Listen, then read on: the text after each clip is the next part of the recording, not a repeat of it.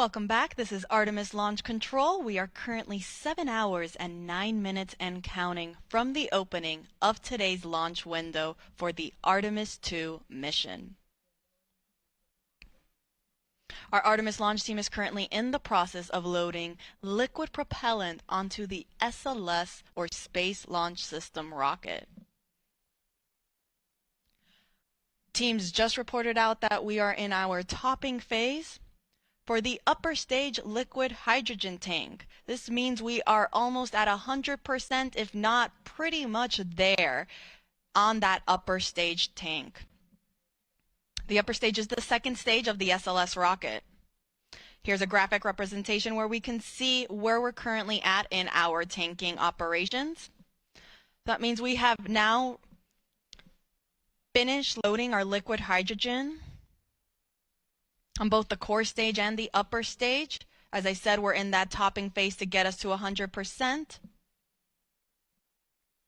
And afterwards, we'll then transition into replenish mode to stay at 100% level. You can see on the core stage, we are already at the replenish mode, if you see that 100% level right there.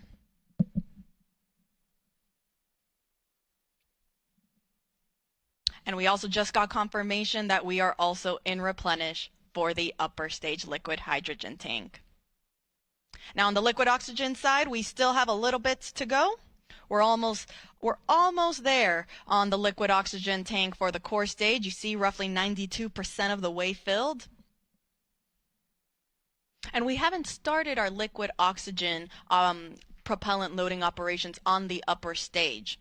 Teams are getting ready to start chilling down that tank.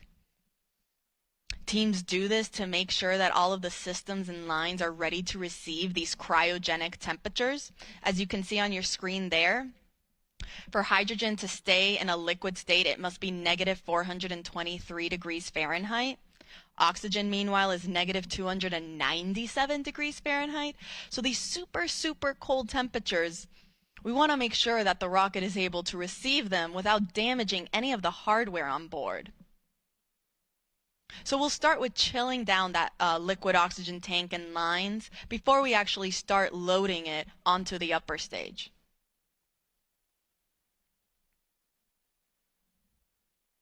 I'll report back once that step is underway.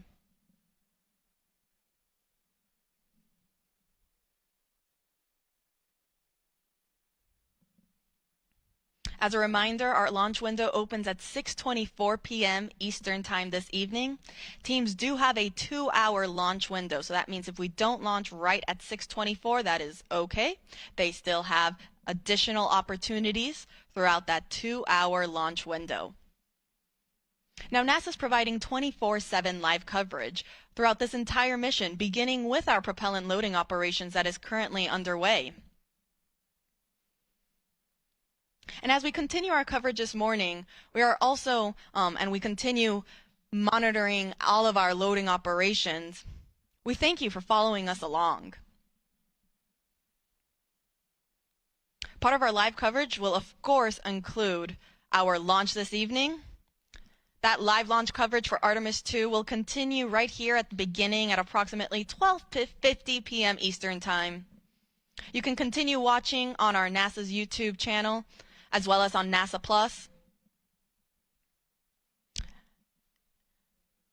and the other NASA social media channels. Again, we are providing 24/7 live coverage. So following launch, the show doesn't end there. We have a 10-day mission around the moon. And then following that, we're coming back home. And we will be covering all of those splashdown operations as well.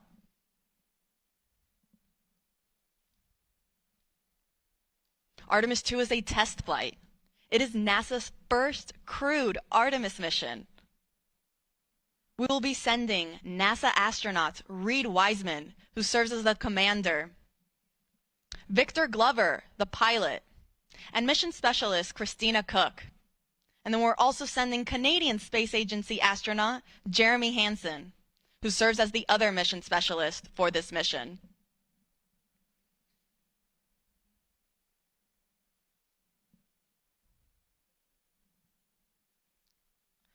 So to quickly recap, we are in replenish for both liquid hydrogen tanks on the core stage and the upper stage of our SLS, or Space Launch System rocket. And we are getting very close to being almost all the way full on the liquid oxygen tank in the core stage.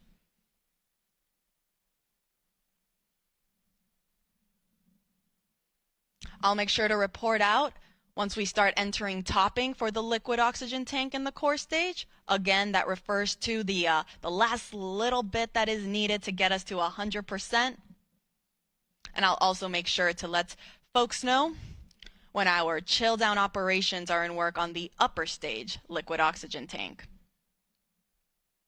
As a reminder, all of this propellant that are on board these 4 tanks of these two rocket stages, they feed the engines that are underneath and then provide the power and the push to send the Orion spacecraft on its voyage to the moon.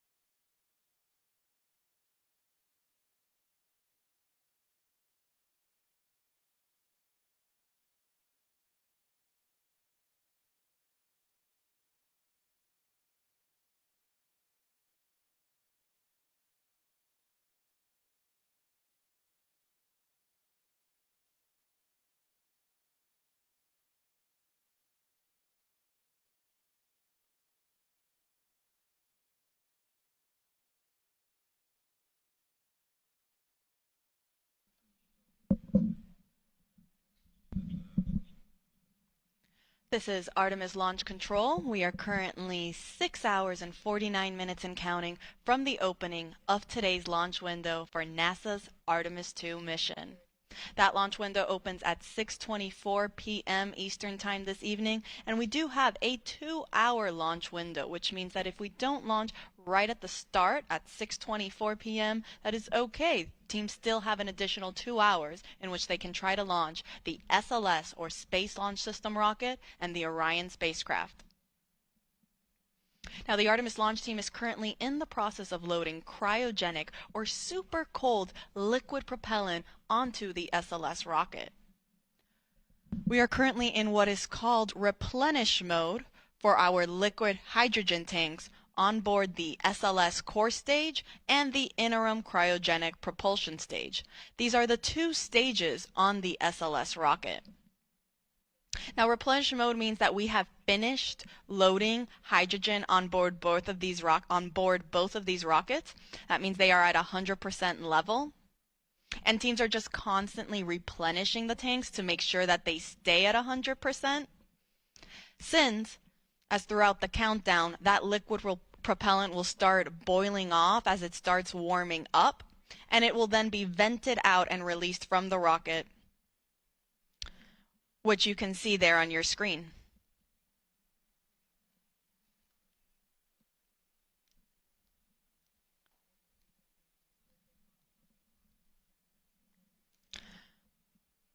Now, on the liquid oxygen side, teams are now in topping phase for the core stage liquid oxygen tank. Topping is the in-between state of fast fill and replenish mode. Fast fill is where we spend the most of the time loading propellants. We load it at a much faster rate. Then once we reach a certain point, we will transition into topping to finish loading the tank to 100%. That is now where we are currently at in the core stage liquid oxygen tank. And following topping, we then transition into replenish. So we're in core stage liquid oxygen topping. We're in topping for the core stage liquid oxygen tank. And we are in replenish mode for both tanks on the liquid hydrogen, on the core stage and the upper stage. Now, meanwhile, on the liquid oxygen tank on the upper stage, teams just reported that they have now started chill down for that upper stage tank. This is the first step that is needed before we actually start flowing and loading that propellant on board. The reason this is done is to chill down the systems in line so they are ready to receive those super cold temperatures and not cause any potential damage to the hardware. For reference, oxygen needs to be negative 297 degrees Fahrenheit to be in a liquid state, and hydrogen, negative 423 degrees Fahrenheit. So very, very cold temperatures that the rocket is dealing with right now.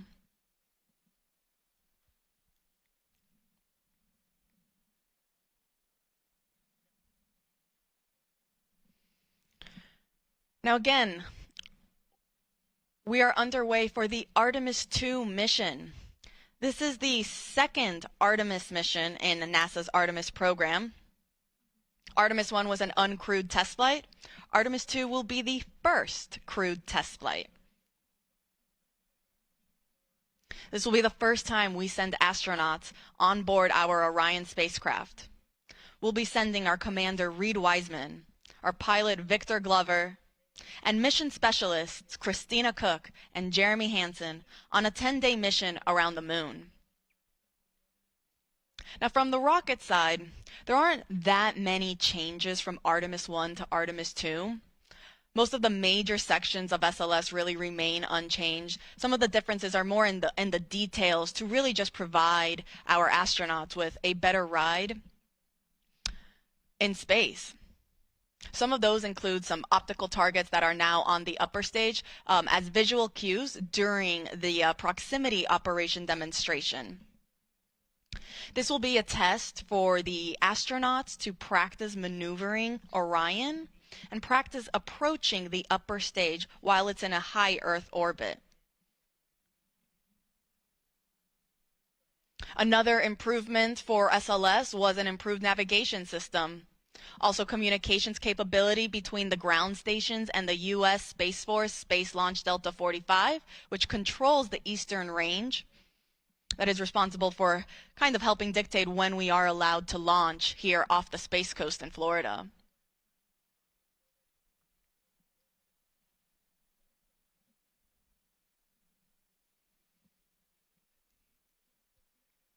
Now, all of the four tanks on the upper stage and the core stage, they feed the engines that are down below. At liftoff, the four RS-25 engines will operate for the first 8 minutes during flight. The two solid rocket boosters that are on either side, those operate for only 2 minutes, and they provide 75% of the power at liftoff.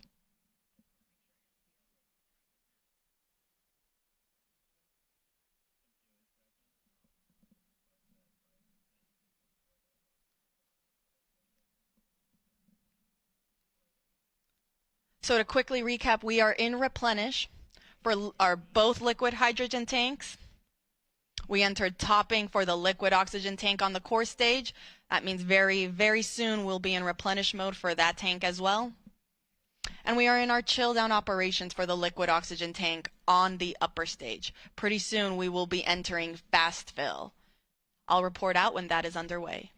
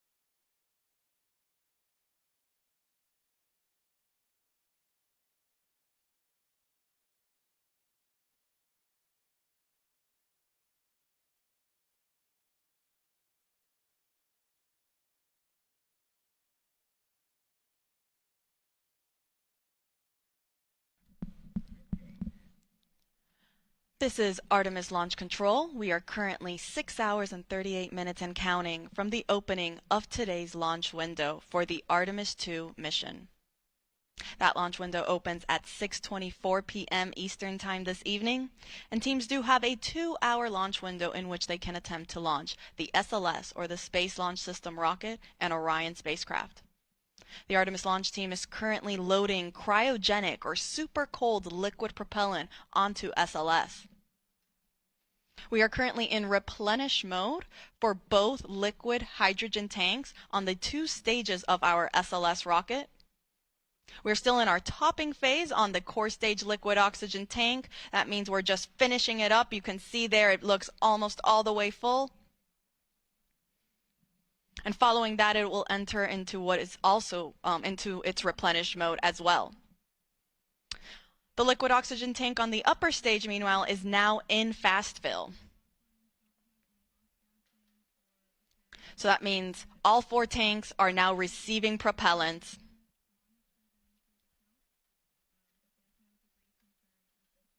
Following fast fill on the liquid oxygen tank for the upper stage, teams will perform that vent and relief test that they also did for the liquid hydrogen side on the upper stage. This test is again just to test the relief capabilities to make sure that the upper stage can handle the pressure that will be introduced at liftoff and during launch. Following that, it will then enter topping and will then go to replenish mode as well. Once we are in replenish mode for all tanks, that will be the signal to the launch team to tell our astronauts that they are ready to start heading out to the launch pad and get on board their Orion spacecraft.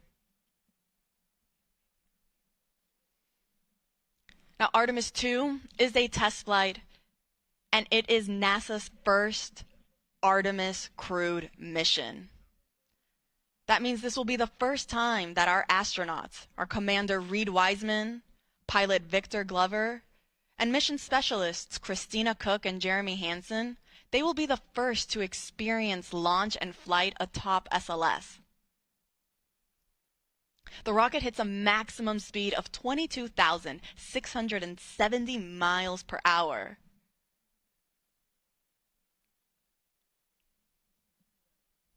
And our astronauts will get to experience the entire ride.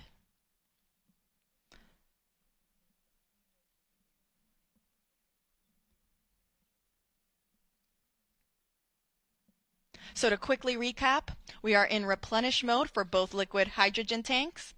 We are in topping, meaning we are finishing up loading liquid oxygen on the core stage. That is the first stage of the rocket. And we are in fast fill for the liquid oxygen tank on our second stage, or that interim cryogenic propulsion stage. I'll report out once we have also entered replenish mode for the core stage liquid oxygen tank.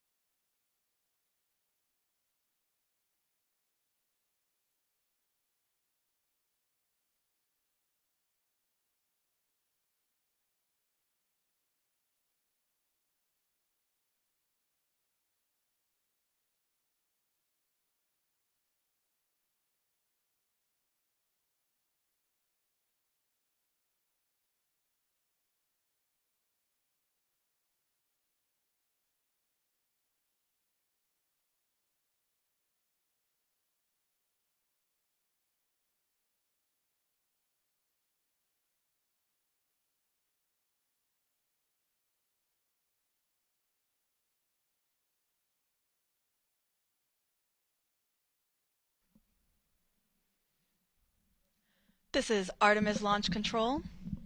We are currently 6 hours and 22 minutes and counting from the opening of today's launch window for the Artemis II mission. The launch team is currently in the process of loading cryogenic or super cold liquid propellant onto the SLS, or the Space Launch System rocket. We're currently in replenish mode for both liquid hydrogen tanks on both the first stage and the second stage of the rocket. And then on the liquid oxygen side, we are in fast fill for the liquid oxygen tank on the upper stage.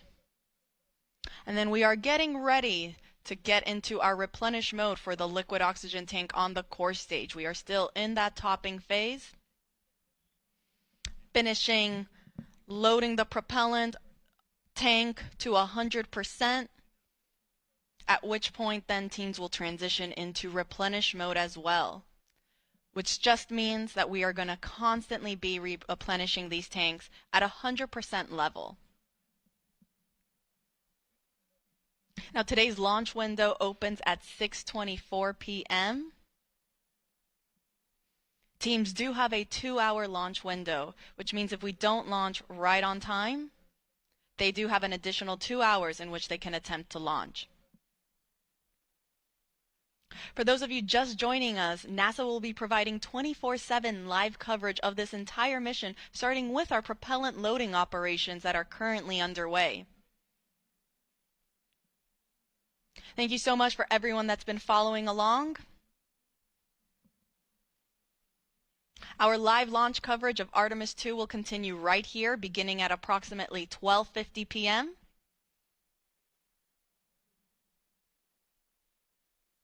where the rest of my NASA commentators will be chiming in on how the rest of today's countdown goes.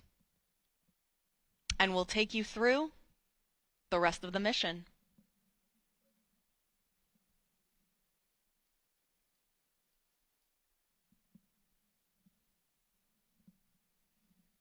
Now, Artemis II is a test flight. It will be the first mission that sends astronauts on board SLS and Orion. You can see a photo on your screen there of our Artemis II crew. We have our commander, Reed Wiseman, on the right-hand side. Then we have our 2 mission specialists in the middle, Christina Cook, and then Canadian Space Agency astronaut Jeremy Hansen. All the way on the left is our pilot, Victor Glover. All 4 of them woke up not too long ago at around 9:25 a.m. this morning. Not a terrible wake-up call. In that time, they've been getting ready, having breakfast, getting some briefings. And they'll get one more briefing. It's the flight crew weather brief, where they'll get a status on where we are in the countdown, what the current forecast looks like. Following that brief, they will then start their suit-up operations before they go out to the launch pad and board their spacecraft.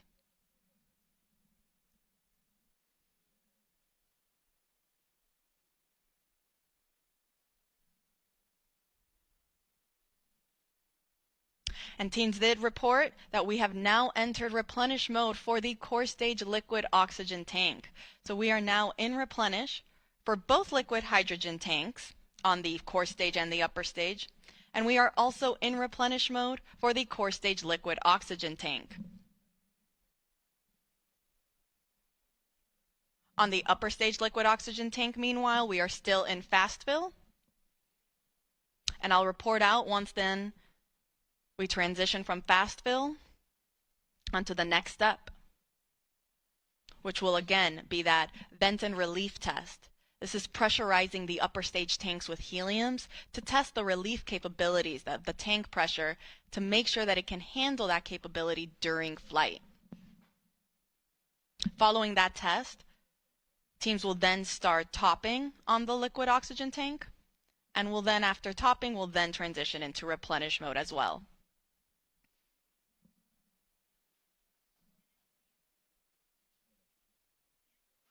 I'll report out when that's underway.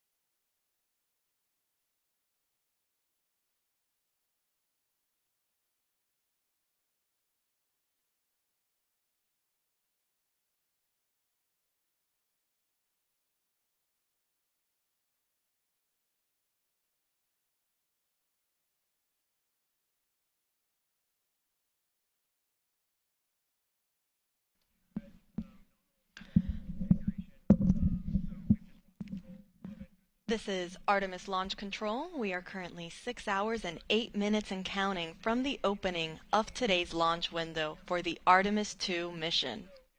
Now the launch window opens at 6:24 p.m. Eastern Time this evening, and teams do have a 2-hour launch window, which means that they have 2 hours in which they can try to launch the SLS, or the Space Launch System rocket, and Orion spacecraft that will send NASA astronauts Reed Wiseman, Victor Glover, Christina Cook, and Canadian Space Agency astronaut Jeremy Hansen on a 10-day mission around the moon and back. Now, the launch team is currently in the process of loading cryogenic or super cold liquid propellant onto the SLS rocket. The propellants that are used to power SLS are liquid hydrogen and liquid oxygen. We are currently in our replenish phase for both liquid hydrogen tanks on the two stages of the rocket. That is both the core stage and the interim cryogenic propulsion stage. Replenish mode just basically means that now these tanks are at 100% level, and teams are going to constantly be replenishing them as they start to warm up and boil off. You can see some of that gas that's being vented off the rocket there. That's normal. Teams totally expect to see that, and because of that, we have then a replenish valve to constantly be replenishing the tank with that liquid propellant, so we make sure that we are 100% level and we're not losing any propellants in the tank. The reason that you see some of that venting happening is because as we get throughout the countdown and the temperatures start to rise, that liquid propellant will become a gas, and so it'll start boiling off and then it'll vent outside the rocket. Hence the need for a replenish valve. So we are in replenish for both liquid hydrogen tanks. We are also in replenish for the core stage liquid oxygen tank. And we are in fast fill for the upper stage, or that interim cryogenic propulsion stage, liquid oxygen tank. Now, fast fill is the main portion of our propellant loading operations, where teams are actively loading that propellant at a much faster rate. Now, following fast fill, teams transition into what is called topping. As the name suggests, it just means to top off the tanks. And then following topping, we enter what is replenish. So once we are at replenish for the liquid oxygen tank on the interim cryogenic propulsion stage, we're going to enter what is called all stages in replenish. This means that all 4 tanks on the SLS rocket are fully fueled, and our astronauts are ready then to go and head out to the launch pad when they get the go from our launch director, Charlie Blackwell Thompson.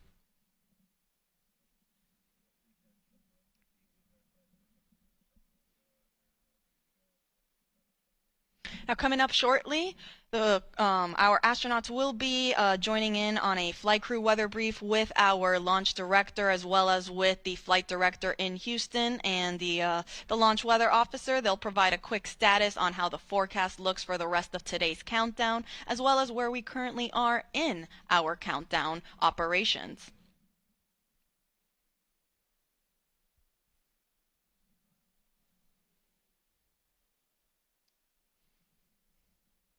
A little earlier, the launch weather officer did let our launch director know that we might get some showers in about 2 hours. However, there is no lightning threat, and they will plan on discussing this again during the flight crew weather brief.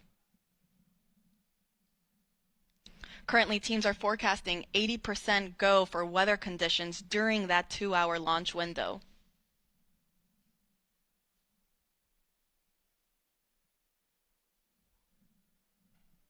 So again, to quickly recap, we are in replenish mode for both liquid hydrogen tanks. We are also in replenish mode on the liquid oxygen tank on the core stage. That is the first stage of the SLS rocket. And we're in fast fill for the liquid oxygen tank on the upper stage.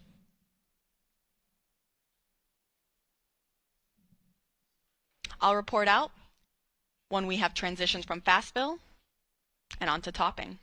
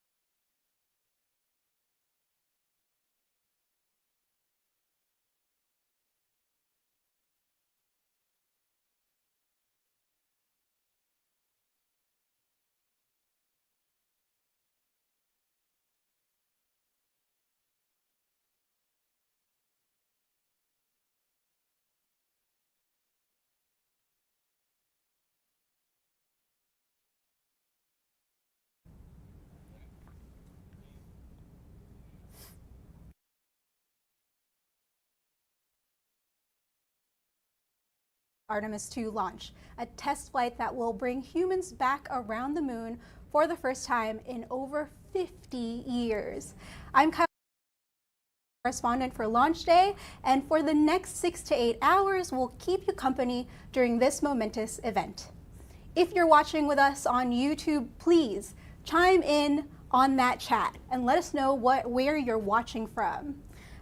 Just to let you know, here is our plan for today. Every 30 minutes or so, I'll jump in to share where we are in the countdown, what NASA is doing, and why it matters. AP is on the ground bringing you live coverage. You'll be able to see live views from Kennedy Space Center in Florida, watch parties around the country, and we'll be joined by guests who can help make sense of this historic moment. And for my fellow space fans in the chat, we've got some trivia to test your knowledge, plus a little SLS Lego building along the way. Good luck to me. A quick word about timing. NASA's current April opportunities to blast off what is called launch windows extends from April 1 to April 6.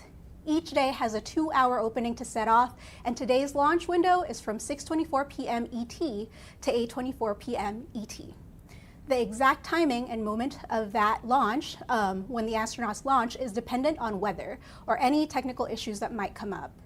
It is completely normal and expected for NASA to pause the countdown clock, what is called a hold, and attempt later in the same launch window. Now, if NASA decides to call off the launch for the day, that is called a scrub. This can happen if the rocket is fueled and NASA decides the weather is too iffy or a technical issue comes up that needs more time for fixing, in which case they will likely try again 48 hours later. NASA's top priority is crew safety, so holds and scrubs are par for the course. All right, and now we want to give you a sense of what the energy is like in Cape Canaveral.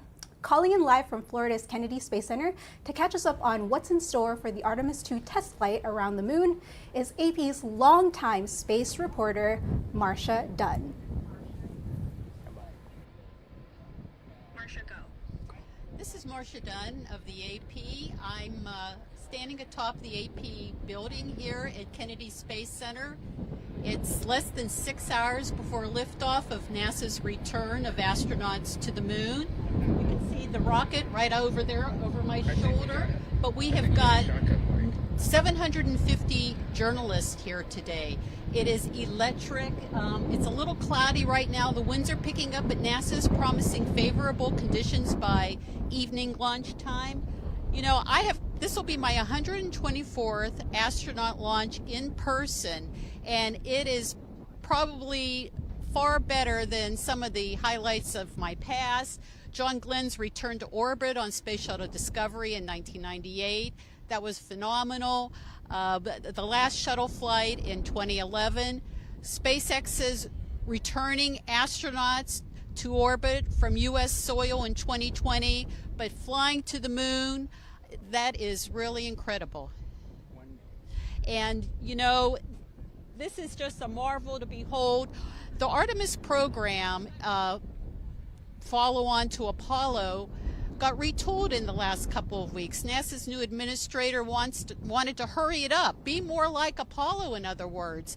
And so next year, following this mission, there'll be some practice docking in orbit around Earth, sort of a rehearsal for the big mission, which will be the first astronauts landing on the moon during Artemis in 2028. This time they're targeting the South Polar region, so all new territory for NASA. On this flight, though, it's nearly 10 days. They're flying to the moon, going around the back, hanging a U-turn, heading straight home. No landing, no orbiting. It's just to make sure that this Orion capsule, everything is working fine, the life support's good, and it's just going to be an incredible, incredible mission. Back to you, Kyle. Thank you, Marcia. Coming up, the crew is suiting up. I just have to say, on the YouTube chat, there are a lot of Marcia Dunn fans, so that's exciting to hear. But we're going to take a quick break and give you guys a look at the rocket again. But before we take that break, here is your first trivia question of the day. And if you're on the AP YouTube chat, you can play along, okay? Here's the question. How long has it been since astronauts last went to the moon? Chat, what do you think? I mean, does anyone remember? Is there someone in the chat who happened to watch live still? Do you have relatives who remember watching this in person? Question, answers, what are people thinking? Okay, no, yeah, yes, hopefully no April Fool's launch today. Absolutely, we're fingers crossed. All right, the answer, how long has it been since astronauts last went to the moon? It is 53 years. That's right, folks. Apollo 17 was NASA's final Apollo mission to land on the moon in 1972. All right, that is us for now. We're going to bring you back a view of Launchpad, and we'll return in about 25 minutes. See you soon.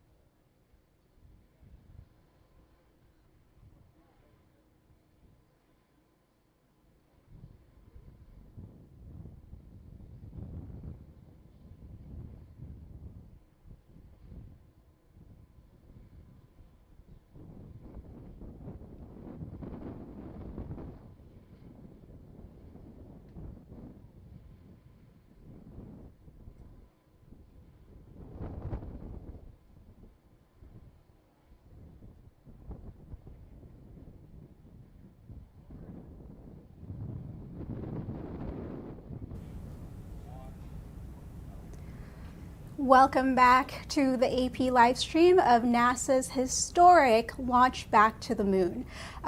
Soon, the Artemis II flight crew should be suiting up in their iconic orange suits. Now, most of us have only seen astronauts go to low Earth orbit, the zone where the International Space Station circles Earth about 250 miles up. Artemis II will change that. This is the first astronaut mission around the moon since Apollo 17 in December 1972. If the crew launches before April 4, Artemis II's flight path is expected to break Apollo 13's record for the farthest distance humans have traveled from Earth. And if they launch on April 1 or 2, astronauts will also get to see a solar eclipse through the Orion capsule. Now, there are a lot of differences between the Apollo and Artemis missions. So what's really changed? Apollo put 12 American men on the lunar surface between 1969 and 1972. During the space race, their goal was to land as quickly as possible on the moon and come back, at times picking up moon rocks for study. So a lot of the Apollo missions were focused on the equator of the moon. The major difference with Artemis now is that NASA wants to stay. It wants to build a long-term presence on the moon with future Artemis missions, including plans for a permanent lunar base. Compared to Apollo, which focused more on the lunar equator, the Artemis II crew will be seeking a wider view of the moon. So their approach will actually make the moon look about as big as a basketball held at arm's length. This will give them a glimpse of the lunar poles to see if there is frozen water. They will also have a nice look at what will be a well-lit far side of the moon. Artemis II is also a life support test in deep space. NASA will check the cabin air, drinking water, waste system, communications, and all the day-to-day basics that have to work before astronauts can stay out in space longer. The Orion capsule, is also new. It's roughly double the size of the Apollo command module and is designed to keep 4 astronauts alive in deep space for up to 21 days. Finally, for those wondering when Artemis will land on the moon, NASA recently shook up the Artemis roadmap. After this test flight, Artemis III will now be an Earth orbit test mission in 2027, and Artemis IV will be the first planned moon landing in 2028. Now, AP video journalist Shelby Lum had a chance to interview someone who was there for the Apollo missions. So let's hear from an Apollo engineer who knows what it takes to turn moonshot plans into real hardware. Mission sequence start. Engines on, 5. To land the first men on the moon. Liftoff on Apollo 11. I have been blessed to have worked in probably the most exciting period to date of the space industry. Houston, what does the old moon look like from 60 miles? The Apollo program had so many unknowns, in the middle 60s. We knew what we had to do. We didn't know necessarily how to do it, but by golly, we'd figure it out. We choose to go to the moon in this decade and do the other things, not because they are easy, but because they are hard.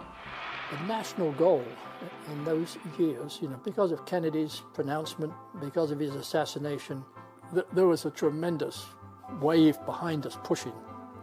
There wasn't a lot of negativity as to why we should go to the moon. But you'll hear people say now, well, Artemis II is just like Apollo 8. Well, in essence it is, but you're flying new hardware, you're flying more people. I don't consider it to be a replication of Apollo 8. Apollo program was, we're going to go to the moon, we're going to land, and we're going to bring men back safely. And we'll bring a few rocks back with us, but that was basically the Apollo program. Artemis, of course, has a whole different agenda.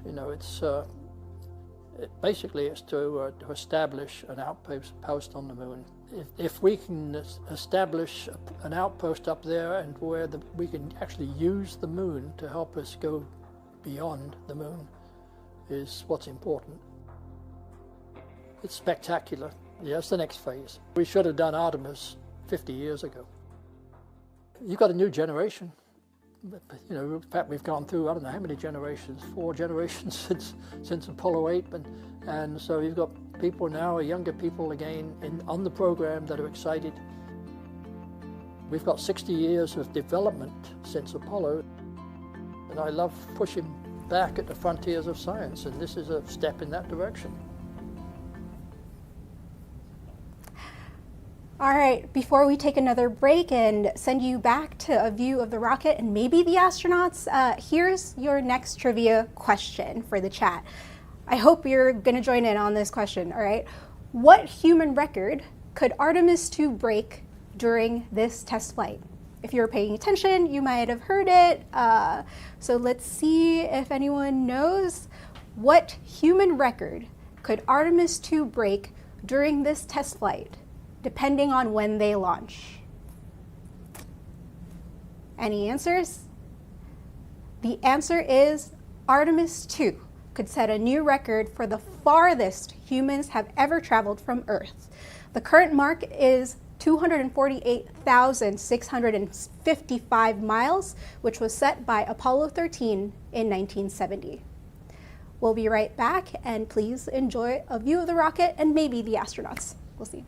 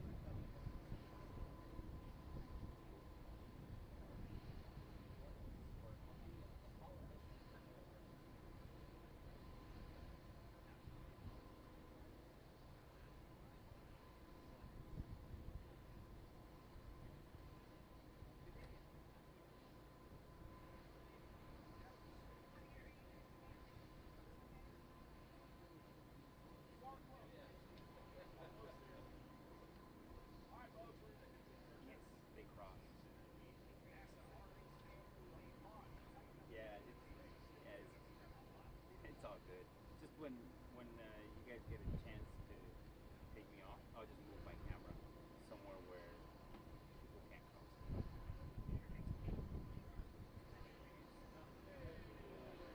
That's fine.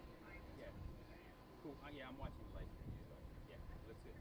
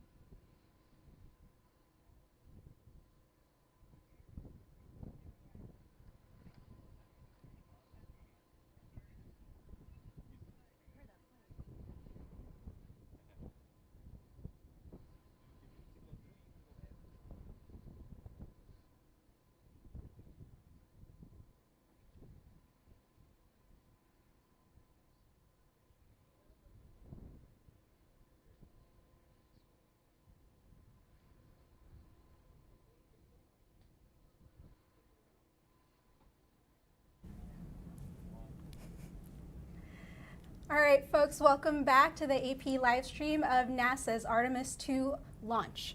A little weather update for today. The launch area's weather forecast shows an 80% chance of favorable weather conditions with cloud coverage and potential for high winds on the ground as the primary weather concerns. We'll let you know if anything changes throughout the stream. In the meantime, joining me now to unpack a little bit about the importance of this mission and some fun facts about the SLS rocket is the American Museum of Natural History's Kate Schmidt. Welcome, Kate. Hi, thanks for having me. I'm so glad that you're here to join me. So right now on the screen, everyone should be able to see the astronauts suiting up. You're seeing Commander Reed Wiseman, Victor Glover, who's the pilot, Christina Cook, the mission specialist, and Canadian astronaut Jeremy Hansen, who's also a mission specialist. Kate, what do you know about their orange suits? So these orange suits, every astronaut suit is especially designed for that particular astronaut. So they take very detailed measurements of their bodies, and each suit is specially fitted to that astronaut. Something kind of interesting about these suits is the fact that they're orange, and that is because when these astronauts come back and splash down into the ocean, orange is just easier to see. Okay. So they'll be visible. Yeah, it's also, I mean, that's important in space too, right? Yeah. If, like, anything happens, like, there's something too that I found out about the suits. So, like, the special blue visible parts of the suit, stripes, like the V and everything, that they're actually meant to be something that, like, emergency folks can, like, grab onto in case of, like, something serious, yes. Right? So they have all types of, like, Velcro on them as well to be able to stick things to. They have handles on, so even other astronauts, as they're floating around, can grab onto things. Wow. They are very particularly designed. Yeah, so super functional for space. I wanted to talk to you a little bit about the SLS rocket. Yeah. So what can you share with our audience about this? So the SLS rocket, SLS stands for the Space Launch System. This rocket will be one of the highest thrust rockets ever launched. And so you can really see the design of the rocket, the two white parts of the rocket on the side. These two, yeah. Yeah, those are called the solid rocket boosters, and this is a key difference between the SLS and the Saturn V, which launched the Apollo missions back in the 60s and 70s. That's the first stage of the rocket, and then the large orange body. This part here? Yeah, that core middle part makes up most of the rocket. That's where your liquid fuel is, and your later stages that are eventually going to push the Orion space capsule into that lunar trajectory. Okay, yeah. So, like, they're actually, the astronauts will be sitting right here at the very top. Yes. Most of a rocket is meant to just get the rocket off of planet Earth. Because our gravity is that strong. Yes. So actually the astronauts are occupying just a very tiny portion up at the tippy top.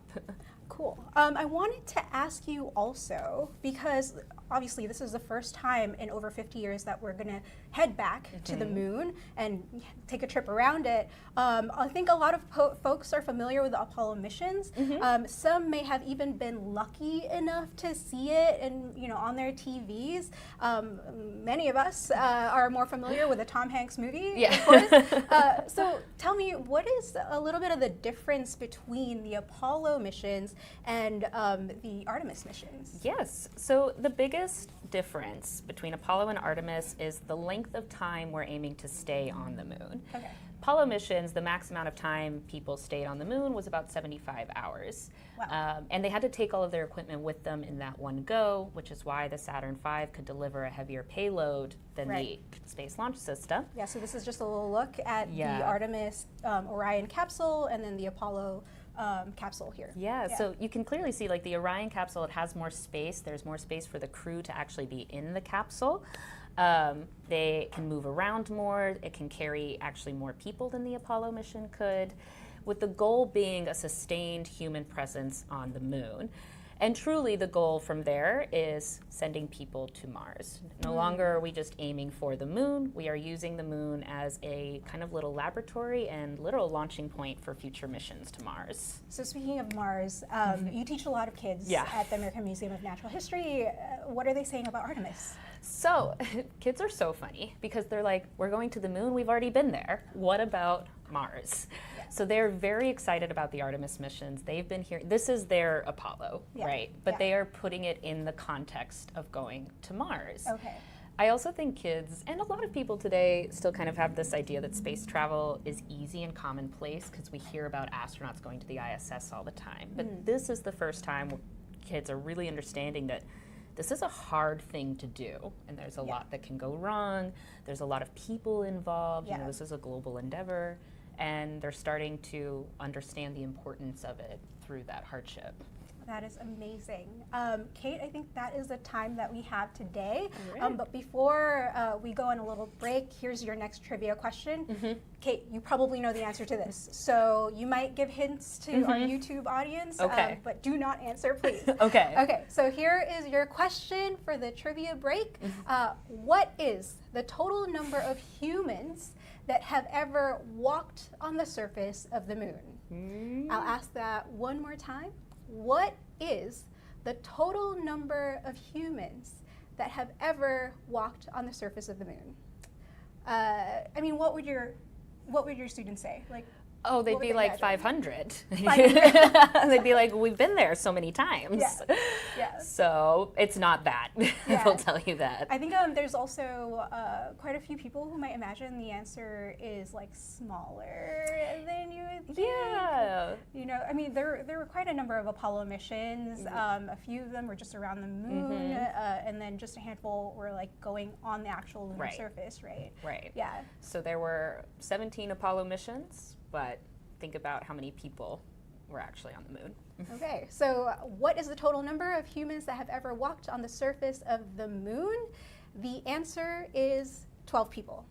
So 24 astronauts have traveled from Earth to the moon, but only 12 have actually walked on the surface. All right, folks, that is our time for now. We're going to send you back to take a look at the rocket and maybe another view of the astronauts. So we'll be back soon.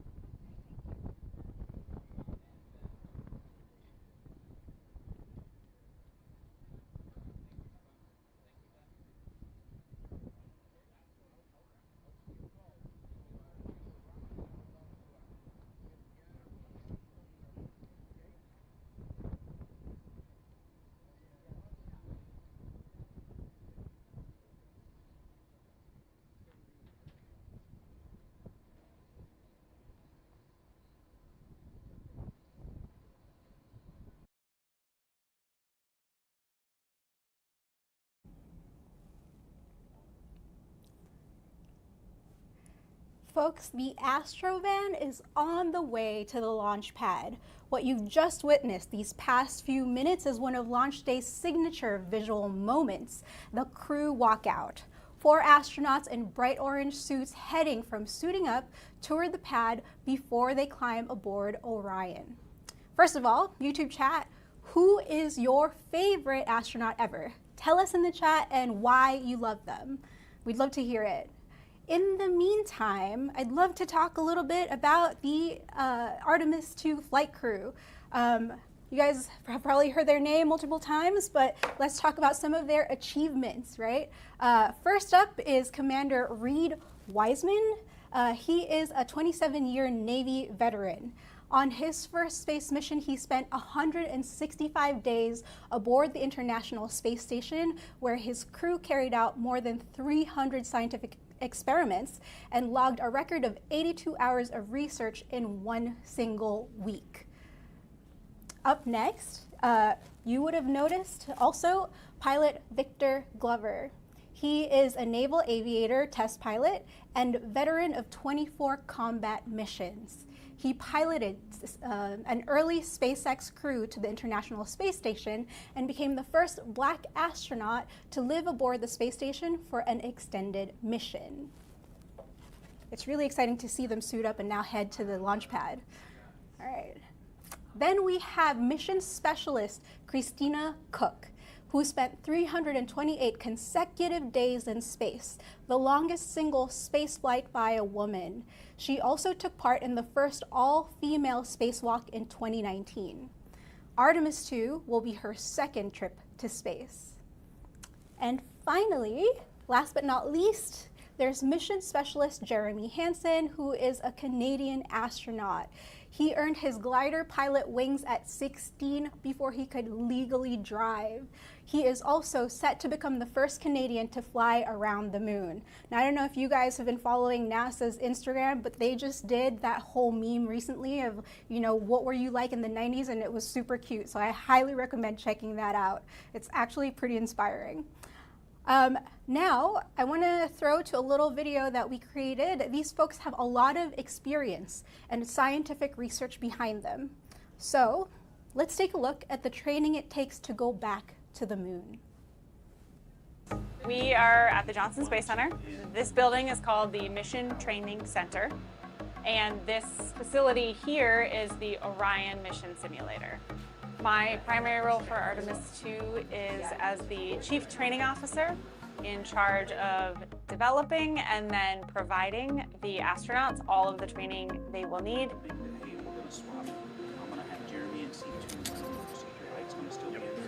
So we are currently down our mic input on the speaker unit. Houston Orion on 1, I'll check with their hand. So this is a place where the astronauts can see how all of their displays and switches will look for the mission. We simulate just a few minutes before liftoff, all the way through. We've splashed down in the Pacific Ocean and are making contact with the recovery forces. We actually started way back in 2023. Fundamentals, like what are the systems on Orion? How does the vehicle work? Past several months have been really focused on contingencies. So what happens when something breaks and how do we react to it? There's a certain few things that we don't have time to go pull out procedures for. The crew has to know this is what that looks like when this problem happens, and here's immediately what I need to do for it. To keep it centered, so we need to get opening and centered. Some things are quite a bit different than what we've done in the past. Our Artemis II astronauts could be the first human eyes to see some of these amazing features on the far side of the moon because they weren't lit for the situation of the Apollo missions. The lunar science training team made them these little passport books where they can quiz themselves on, okay, what is that feature? And then remind themselves why this is really interesting to the science team, what they might notice about it. We're going with the mind of what technology can we develop to enable us to stay for longer periods, to enable us to be in regions that are more extreme when it comes to temperatures and environment. Just like we've learned so many things in low Earth orbit that have helped us plan these missions to the moon, doing these missions to the moon is going to help us understand so much about what we need to develop to go to Mars.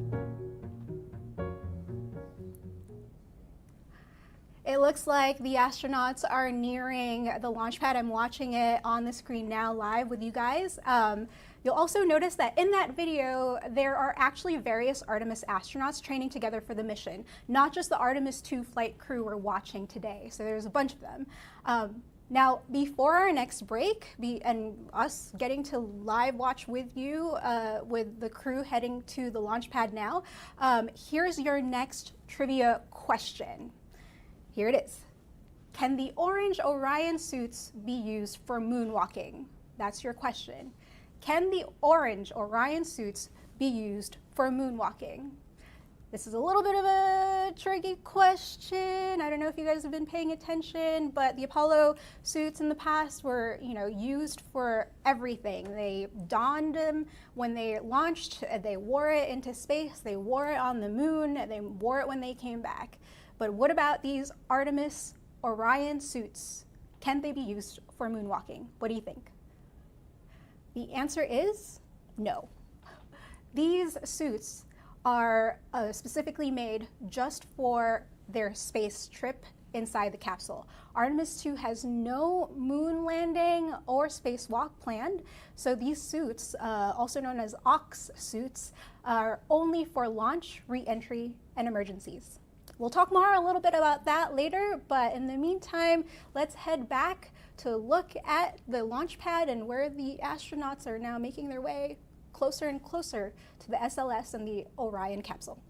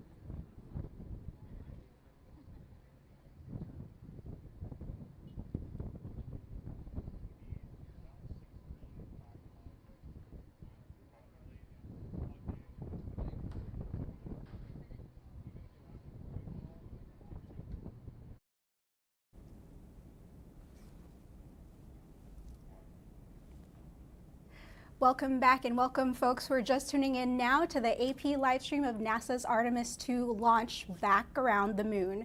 I'm Kyle Marian Viterbo with Associated Press.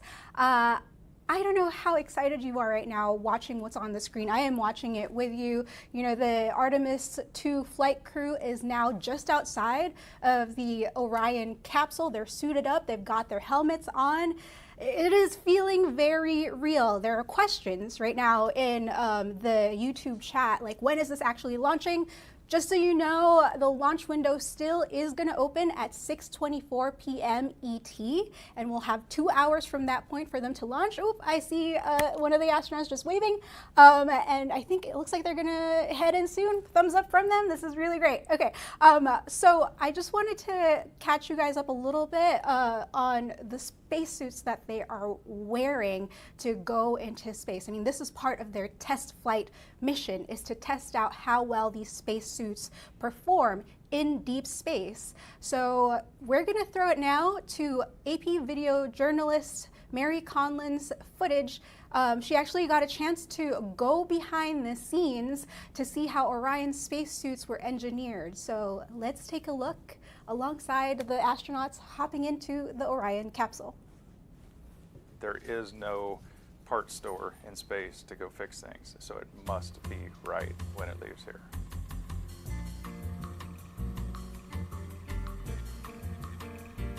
My role is project manager and system manager for the Orion Crew Survival System. I've been working on Orion since 2005.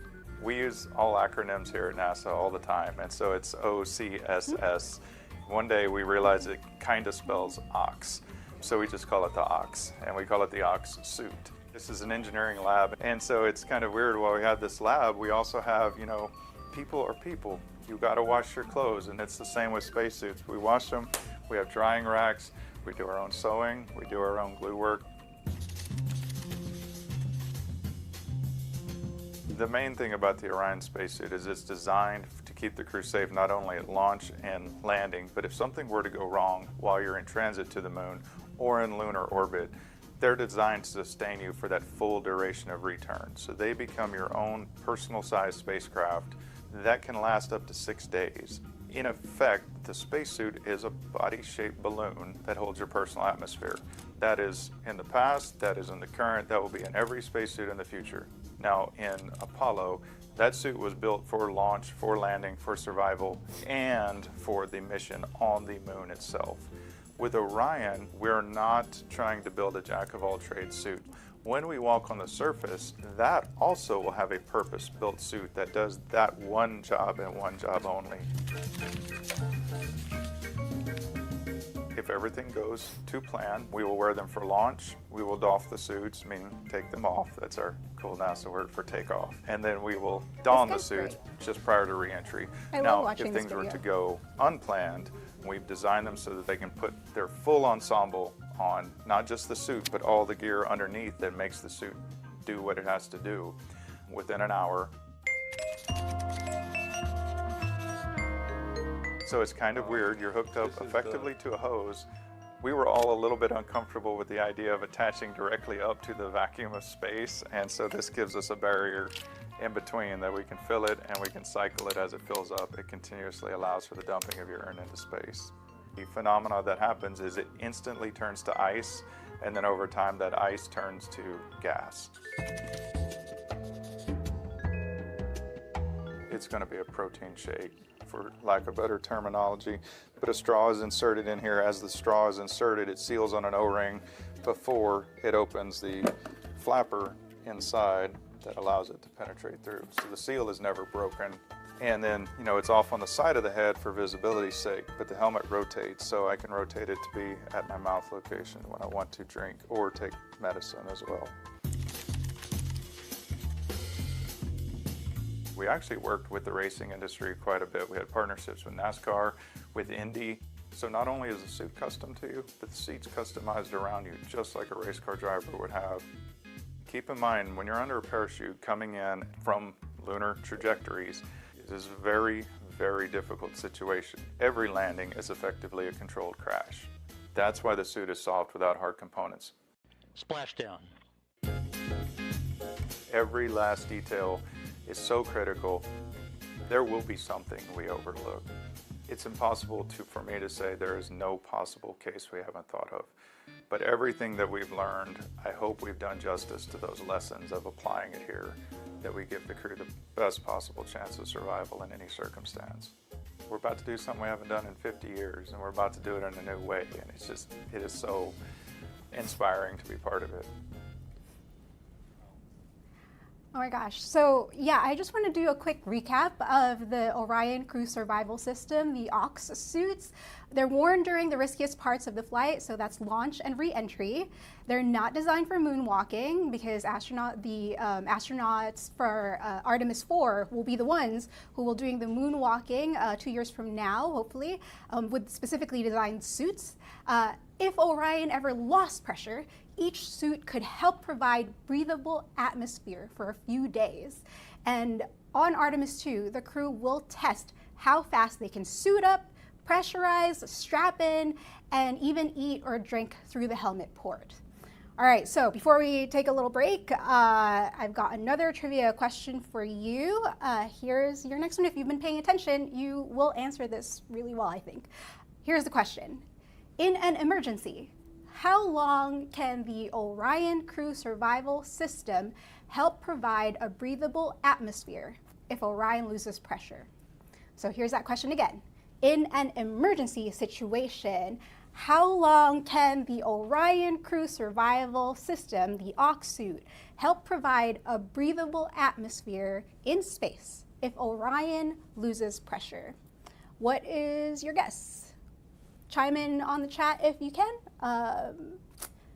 3, 2, 1. The answer is 6 days. The OX suits are able to protect and support the astronauts for 6 whole days if the Orion capsule loses pressure for any reason. That is one of the suit's safety features that NASA plans to test on this test flight, Artemis II. All right, folks, we'll be back, and let's take a look at the astronauts suiting, or well, they're already suited, but they're now like strapping in to the Orion capsule. So let's take a look at that, and we'll be back in a little bit.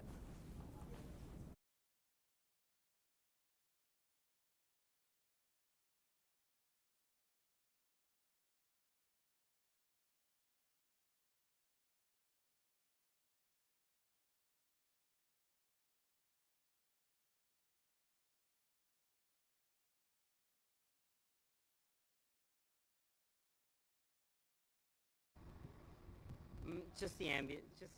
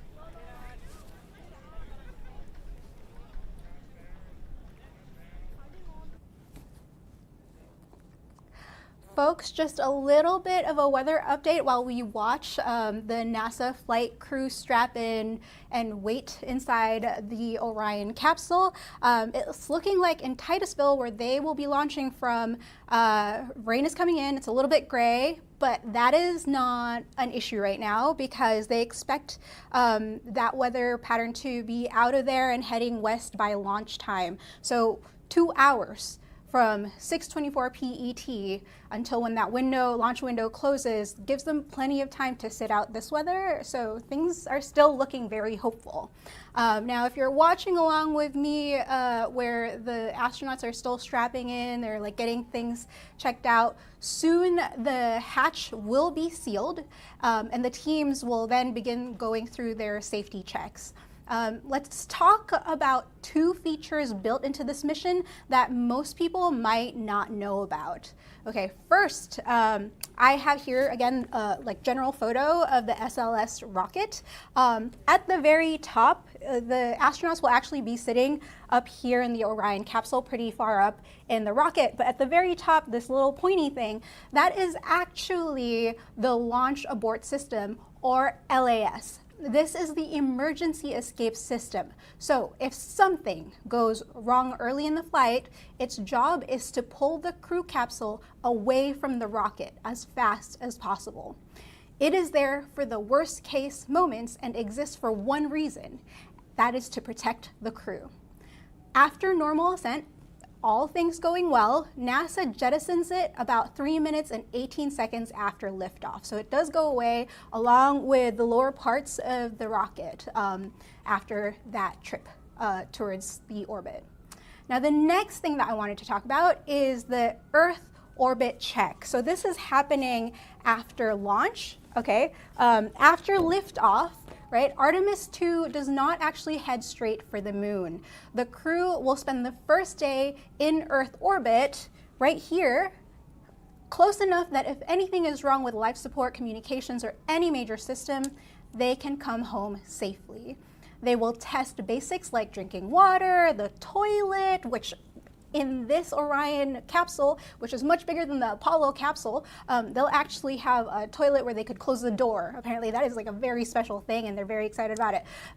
They will be testing the basics, so like the toilet and the system that removes carbon dioxide from the cabin air. And only after those checkouts will they light the engine burn that sends Orion towards the moon. NASA calls that the translunar injection, or TLI. This is the burn that will send Orion, the Orion spacecraft, on its moon-bound path. So, fun fact, Orion's launch abort system can go from 0 to 405 miles per hour in 2 seconds. In a launch emergency, that tower on top of the capsule is designed to yank the crew away from the rocket real fast. All right, we're going to take another break and we're going to keep an eye on our Orion capsule there and also at the weather. In the meantime, here is your next trivia question. Now, the Apollo missions brought 24 American men around the moon. 12 of them landed on its lunar surface. Your question is, with Artemis, which crew member will be the first Canadian to fly around the moon? This is pretty easy, you guys, if you've been watching, I don't know. But chime in on the comments, or maybe chime in with who your favorite astronaut ever is. Share that in the comments as well. But this is your trivia question one more time. The Apollo missions brought 24 American men around the moon. 12 of them landed on its lunar surface. And with Artemis, which crew member will be the first Canadian to fly around the moon? And the answer is Canadian astronaut Jeremy Hansen. So Artemis II will be his first space flight ever and the first time a Canadian and a non-American flies around the moon. All right, folks, we'll be right back again and we'll keep watching the astronauts as they're laid down, getting ready for launch. We'll see you soon.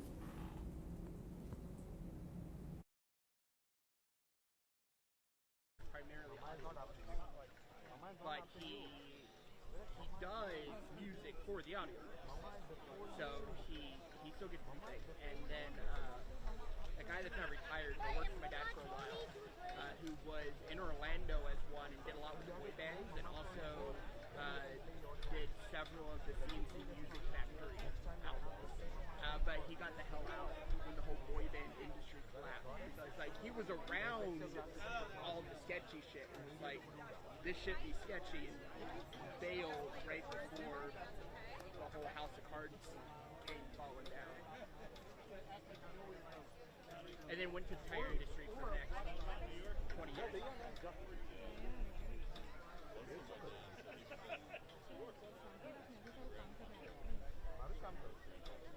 Yeah. I'm older than I look.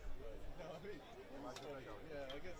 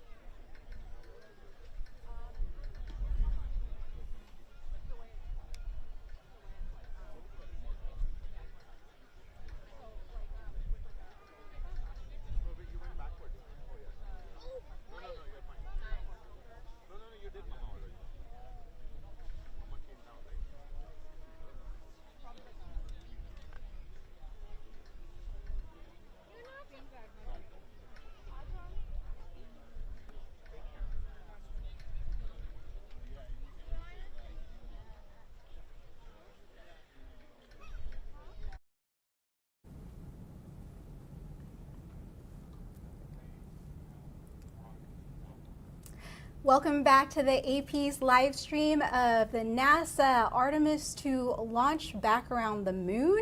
I don't know if you guys are getting chills just like we are here in the studio. They're starting to seal the crew inside of Orion.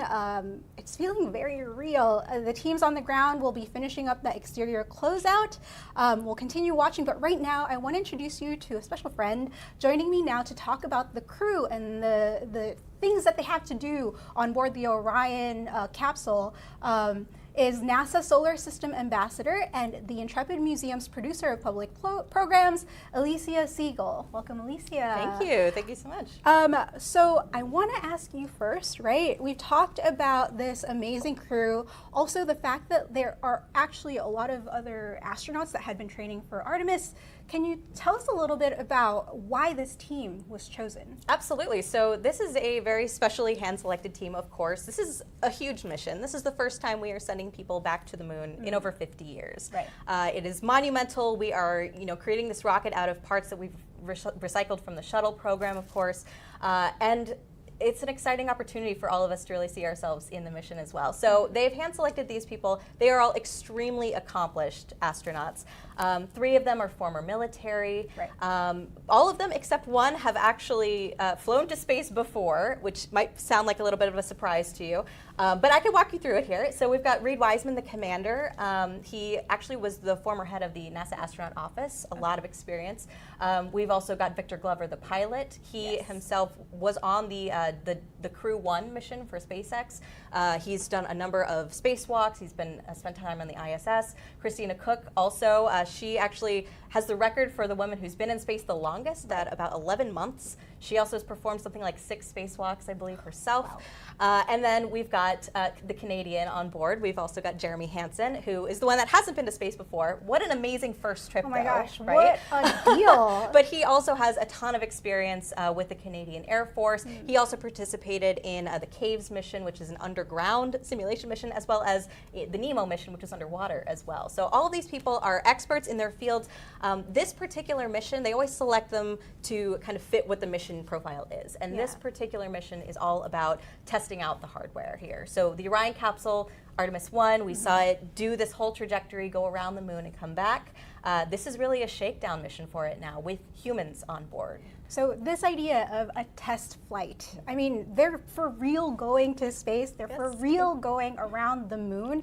What does a test flight mean for Artemis II? Like, are there special things that they have to do inside the capsule while in space? The biggest thing is now we have, like you said, humans on board, right? During Artemis I, they had what they called moonikins. So they were mannequins that had sensors all over their bodies. They even had one that was female, and so they had sensors about everything. They had sensors all throughout the capsule to make sure everything was just as it should be in terms of the life support systems.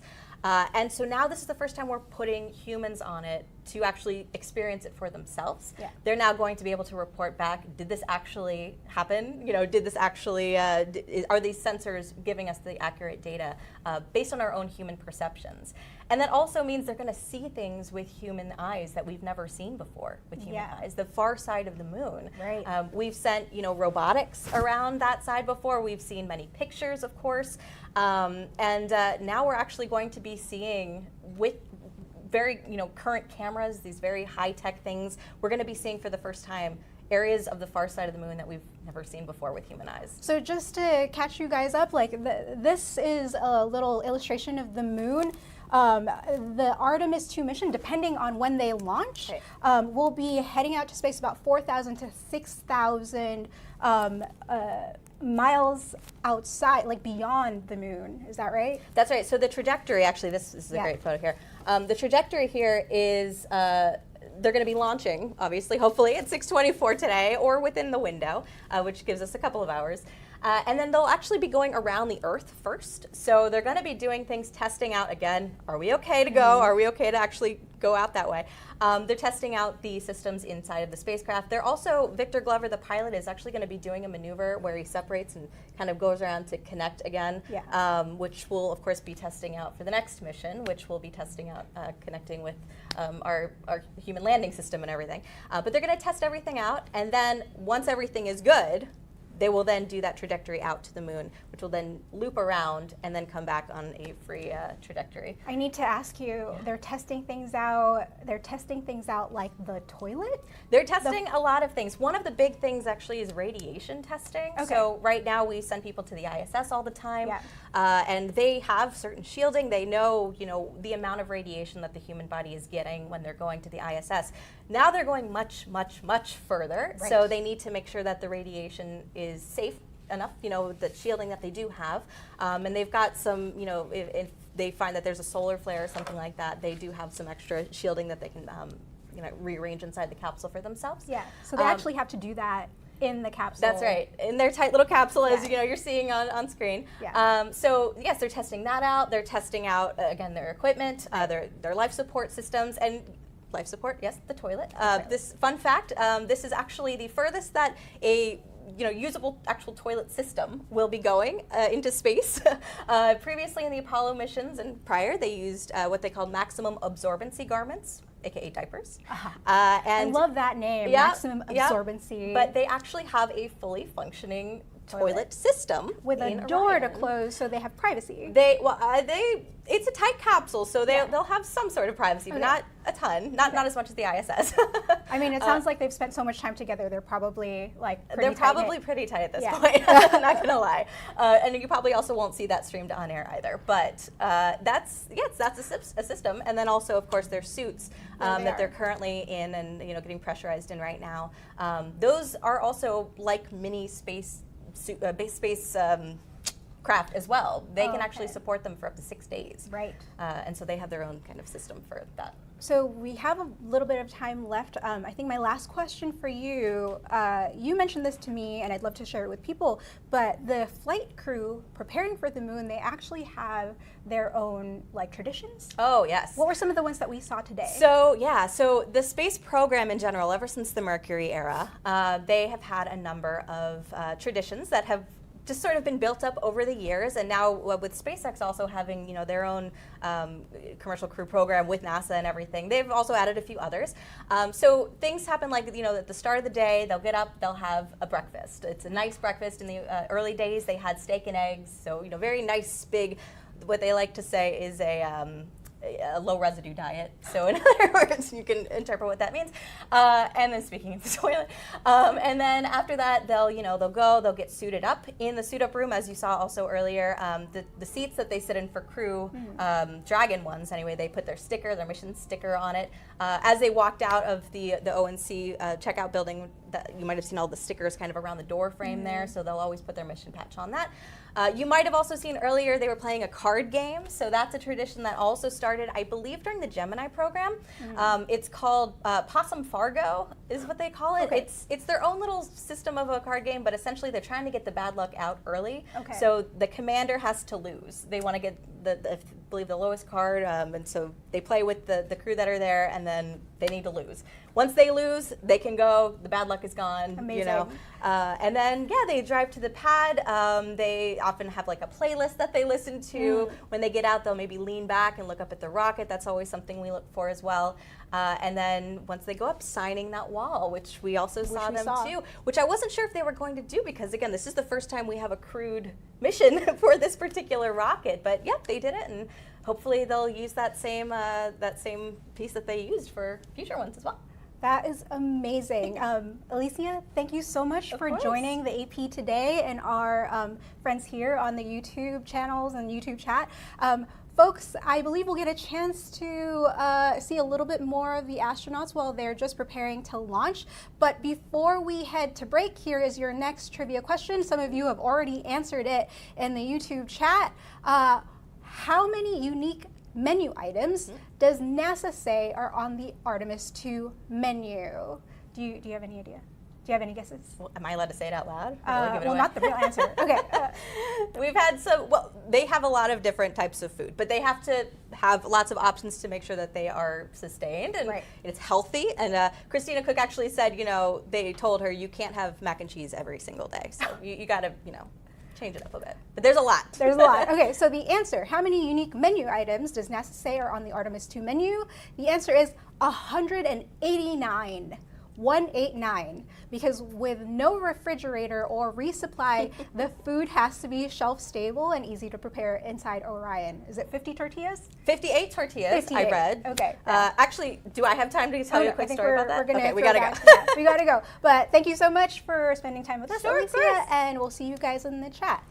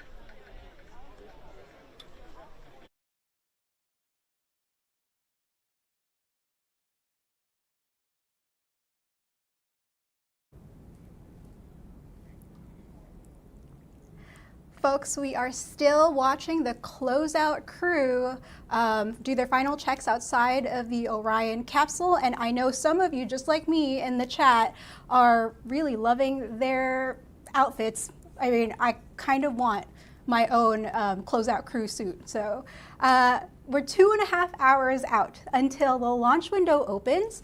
Crowds are gathering to witness NASA's historic return to the moon in person. Florida Today actually quoted local authorities earlier this week who said they're bracing for close to 500,000 people. We don't know yet how many are actually out there in Titusville, but it's a very exciting moment. I know you guys can feel it at home too. A little bit about the weather. I'm sure you guys are seeing the scenes right now. It's a little bit gray out there. Wind is coming off of the ocean and blowing onshore.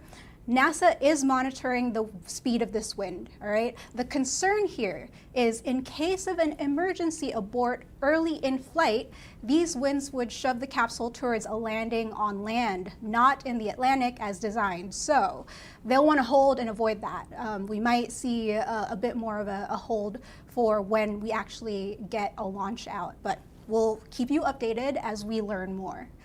Now, Space View Park has a direct view of the launch pad, and that's where AP video journalist Cody Jackson is hanging out with spectators. Let's head over there and just take a look at the viewing party.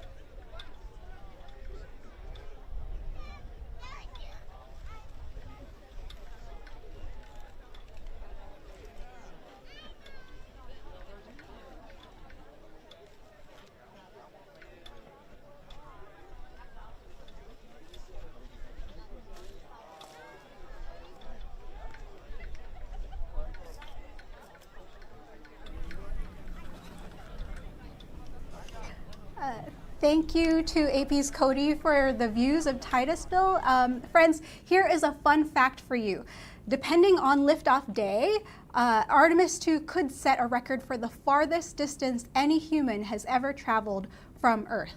The current mark is 248,655 miles, which was set by Apollo 13 in 1970. And the exact Artemis II distance will completely depend on launch day and time. Now, some of you may have seen this Lego in front of me being built very slowly. I may need more time, you guys. Any Lego folks in the chat with their own Artemis kit, please chime in. I might need your support here. So we're gonna take another break and just give you the views of Florida. In the meantime, here is your next trivia question. It looks like some people have already started to answer this, about how close will Artemis II come to the lunar surface during the flyby? It looks like we've got answers here in the chat. About 51% have answered 4,000 to 6,000 miles, and you are correct. To Artemis II astronauts, the moon will look about the size of a basketball held at arm's length. That's how close they'll be to the moon. All right, so we'll be back. I'm gonna keep building this Lego, and hopefully we'll see the full SLS here at the end of our stream. See you in a bit.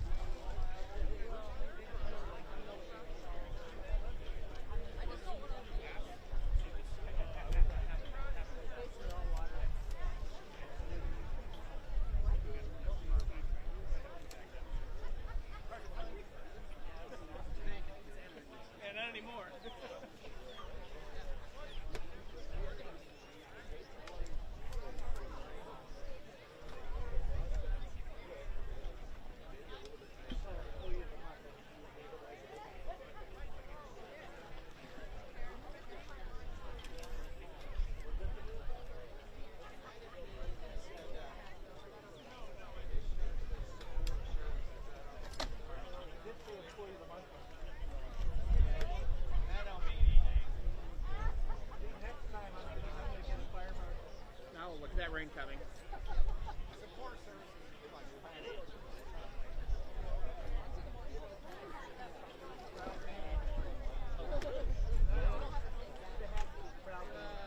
Yeah, I'm just gonna put this away.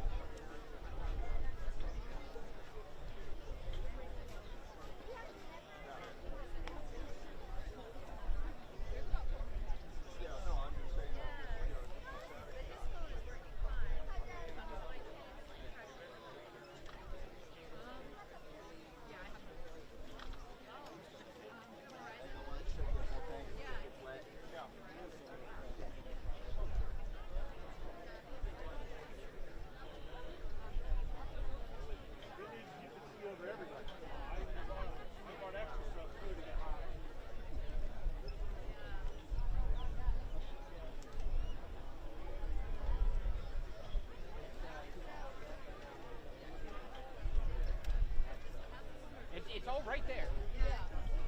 It's directly there, but the problem is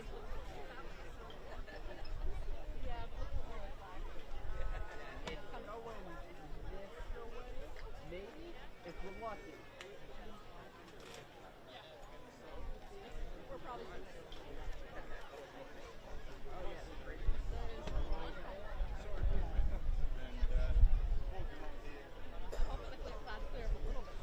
Let's see if I can get a. Oh, really? If this is too close to take a picture of the. Wrong one. Of the bridge. Oh, I meant all the people that are out on Max Brewer.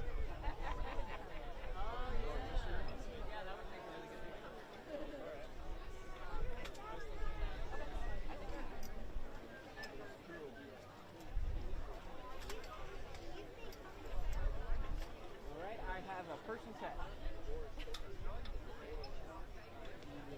Kind of.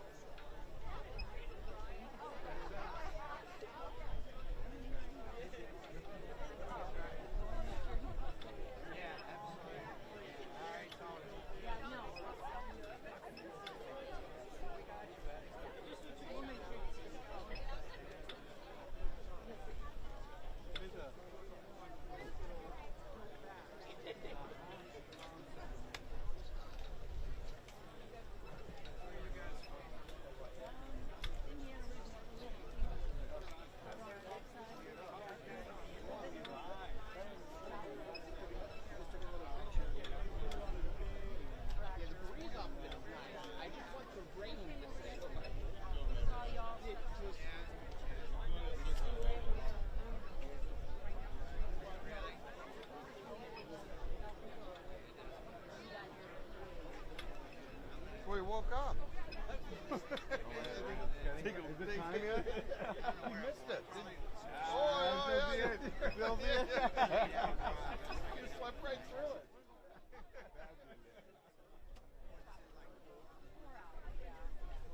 How are we doing?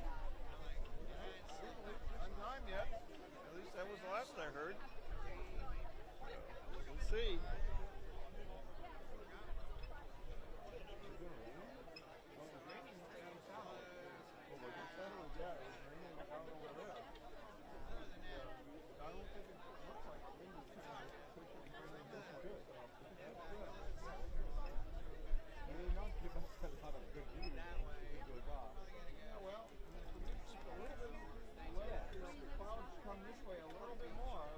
Give us a better view.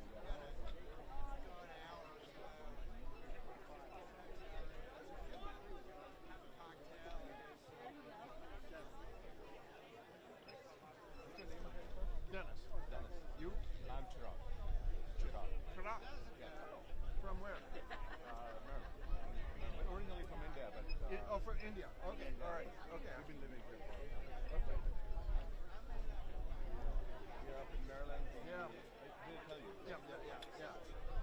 Yeah, but the accent wasn't from the native Maryland.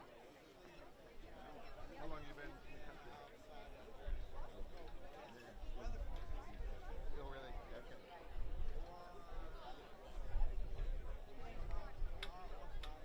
We've been to Kennedy Space Center like twice before. Yeah. This time. Yeah. Every time we were like, we couldn't get our timing right for the launches. Oh. And this time is keeping fingers crossed. So we did see our first one 2 days ago with the Falcon 9. Oh, really? Oh, did you? Here? Yeah. Oh, okay. So we were at the Monday. We were at the Kennedy Space Center. Oh, we had a viewing area sure, outside. yes. So we did spend the whole day and the evening. So there was a launch then. Yeah, Oh, that's SpaceX nice. launch. That's nice. It was super nice. Yeah. To be able to see that. But again, nothing compared to this.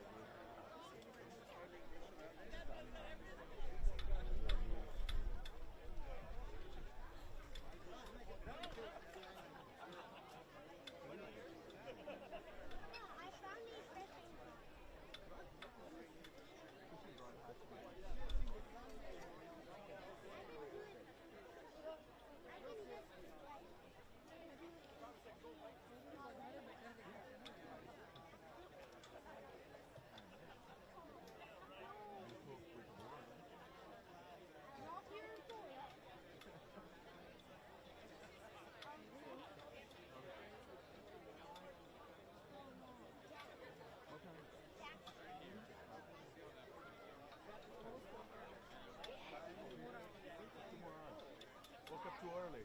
I'm like, I don't even have my phone. I don't know what time it is. Boy, you're really old school, aren't you? Yeah. Jeez, wow. Yeah, Bullet's 8mm. Is it 8mm? I was wondering whether it was 16 or 8. Yes, an HA. Yeah. Okay. Can't afford the 16. Yeah. Wow. That's impressive. Thank you. Wow. Beautiful Yeah. camera. How long have you been using it?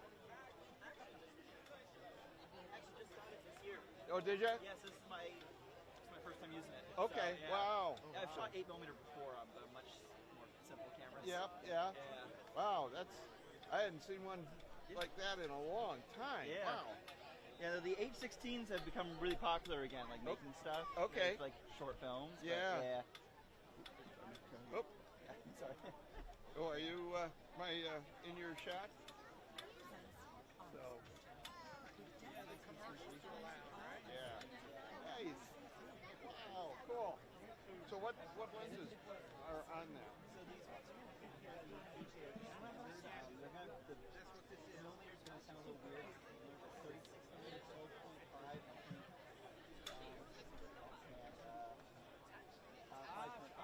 Oh, okay. So, okay. Yeah. It's just the equivalent of maybe a Yeah. Oh, that's nice. So what do you do with it when you? So I actually, so I Oh. mostly, before I got this, I got like factory zones and stuff on 6 feet.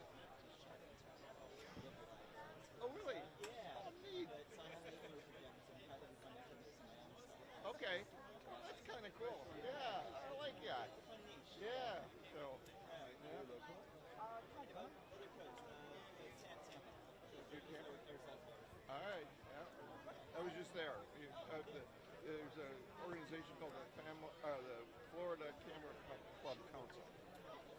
Yeah, so I run the camera club that's in the villages. Yeah. So the F3C is an organization of all of the camera clubs in Florida. Yeah, have you been to what is it in Tampa, the Florida Photography, museum, I don't think that's the right way. It's in Yarborough. Yeah, in the city. It's really a cool place. Yeah. So it's always a cool place to go and, see some of the, I don't know, I can't remember, I just got the email some time ago what the latest exhibit is. Ooh, smoke billowing out.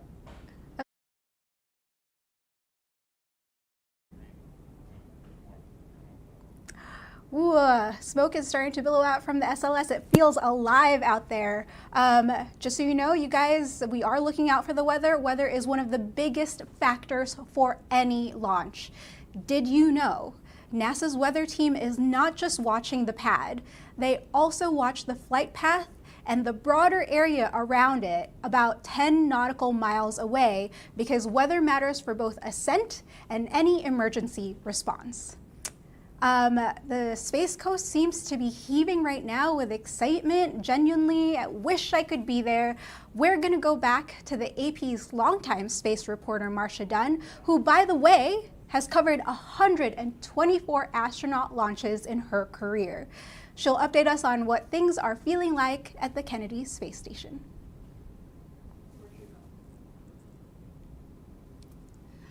Marcia Dunn, AP Aerospace correspondent, back with you from the Kennedy Space Center here atop the AP offices.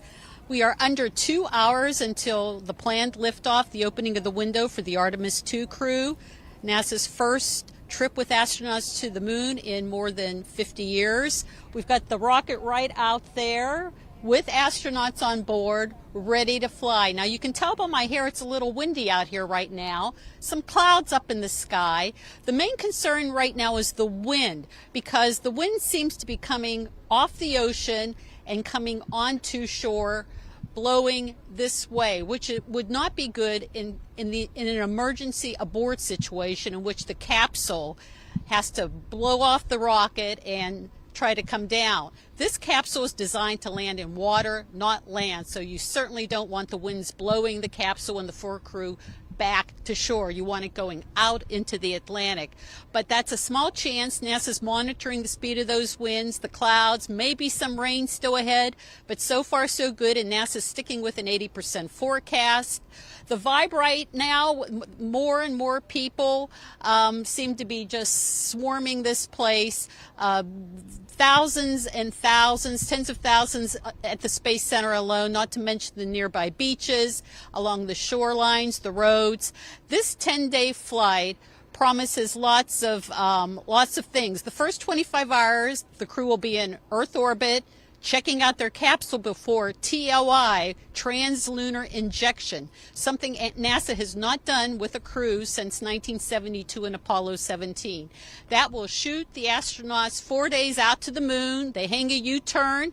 They're going to be on the backside for 6 hours as they go around past the moon, around the backside, coming back, and NASA promises that if the lighting is right, they will be seeing things that the Apollo astronauts never saw with their own eyes. There's also a possibility of a total solar eclipse that they'll catch. In any event, great mission. Fingers crossed for launch today. Back to you, Cal. That is AP's Marcia Dunn. Thank you, Marcia. Now, I am seeing the chat, and some of you are saying, look, the views of that water is looking mighty still right now. Hang on. First of all, we're talking about an SLS rocket that is one of the largest rockets to be launching from NASA, and it is about the size of the Statue of Liberty. I think someone estimated about 38 stories high, something like that. The SLS rocket is 322 feet. That is a lot of material to catch wind. So, you know, there is a reason why NASA is keeping a close eye on the weather, especially especially the wind patterns right now. Friends, before we send you back to the view of the rocket, here's your next trivia question, and I see some people have already started answering it. I think we're close to 2,000 votes here. The question is, under NASA's current 2026 plan, right, which Artemis mission is going to be the first planned lunar landing? Under NASA's current 2026 plan, which Artemis mission is the first planned lunar landing? And the answer is not 6, 7. It is actually Artemis 4. I had to do it. I'm sorry. NASA moved Artemis 3 to an Earth orbit docking test mission, so that's going to be the next one next year, and now targets the first planned lunar landing for Artemis 4 in 2028. We'll be back and enjoy the views.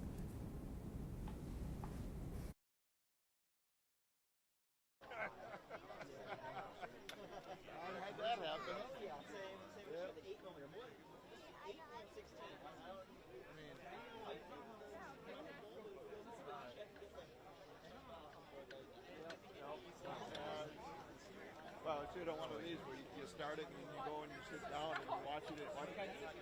No! I'm always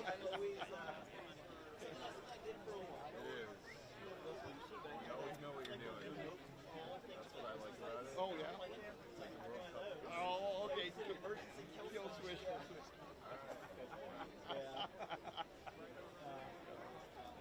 that's kind of cool. That is, that is, no, that is. Oh, yeah. I'm hoping to try and do like one to like starting sure. And it's showing all throughout.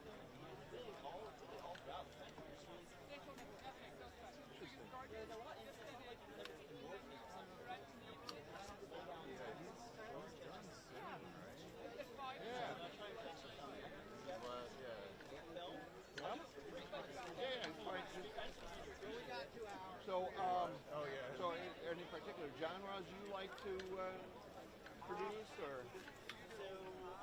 Politics and stuff, right? Yeah. A lot of my films like like I have things covering it. I like from all the way to like Battleship Potential. Okay. Whole range of stuff. All right. It's unfortunate a lot of them I don't necessarily. And something Usually only one side that wants to express their opinion. I have like a friend that's excited about Sure. You always want some balance. black and white. It's like I certainly can Well, yeah. Yeah. I don't want to put my words out there, you know, you never know what they're gonna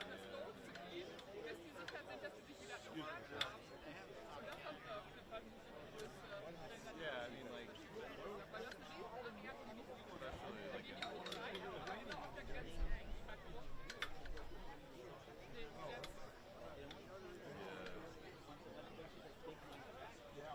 Now we're gonna give her.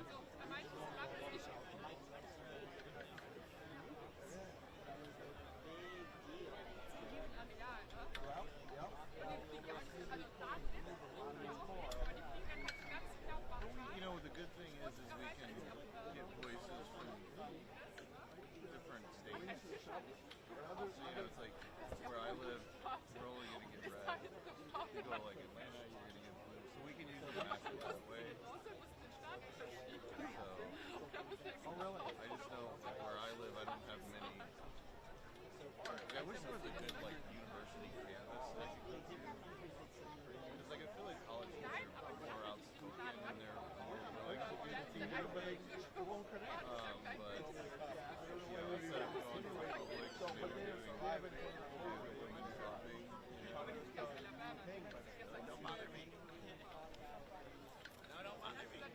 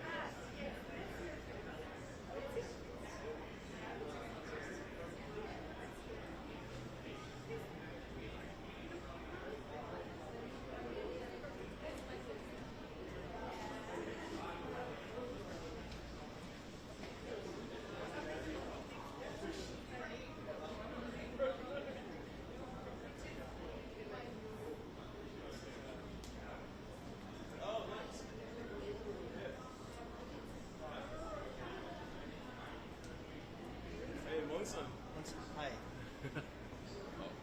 You got a call. Oh, it's not true. Yeah.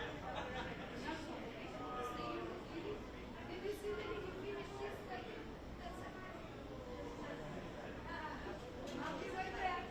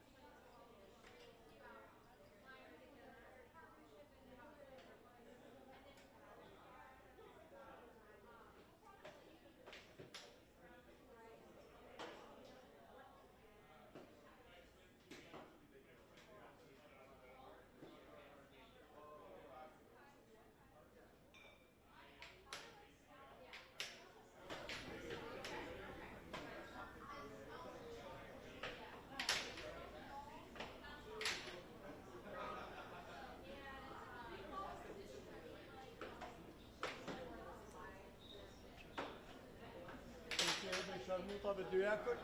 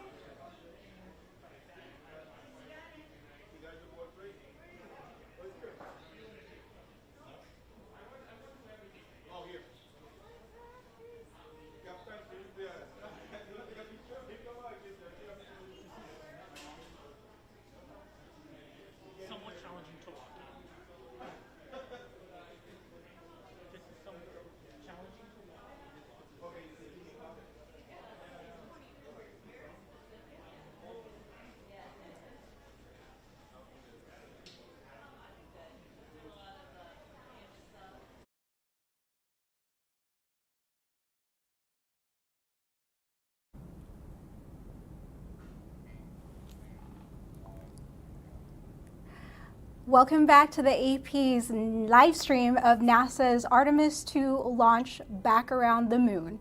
I'm Kyle Marion Viterbo here with you guys for what could be 6 to 8 hours. We'll see. It is now just under an hour and 30 minutes to go until the launch window opens for 2 hours when the crew can safely lift off.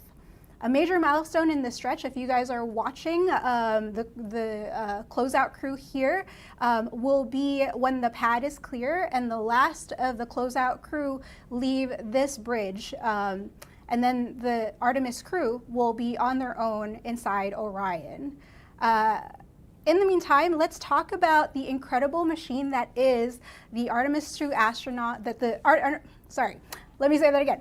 Let's talk about the incredible machine that the Artemis II astronauts are sitting on top of, the SLS stack here. I was going to show you the Lego version that we're trying to build, but I'm not done yet. But we'll discuss the SLS stack here. These are the 3 big pieces that you need to know. The first one is the core stage here, the big orange tank in the middle. It carries liquid hydrogen and liquid oxygen to feed the 4 RS-25 engines at the base. Next, we have the solid rocket boosters, or the SRBs. Those are the 2 white rockets that you'll see on the sides. They help shove the vehicle off the pad, then separate a little over 2 minutes after liftoff. And finally, the special part of the spacecraft, the Orion spacecraft, which the crew rides in. This is in the capsule here at the very top. And just below it is the European service module, the section over here, which provides the main propulsion once the mission is on its way. I don't know if you guys remember, but the SLS first launched on Artemis I on November 2022 without a crew. Artemis II is the rocket's second flight and the first with astronauts on board. So we're gonna go back to keep watching. It looks like the last of the closeout crew will be leaving soon. Here's your next trivia question before the break. Here's a question. If lightning is seen within 10 nautical miles of the flight path for Artemis II, how long does NASA wait before launching? Now it looks like we've got some folks who've already answered in the YouTube chat. We're looking at around over 2,000 votes now, and most people have answered hold for 30 minutes. The answer is yes, they will hold for at least 30 minutes unless very specific extra weather conditions are met. All right, we're gonna keep watching the crew and hoping for the best that the weather holds up, and we'll see you soon.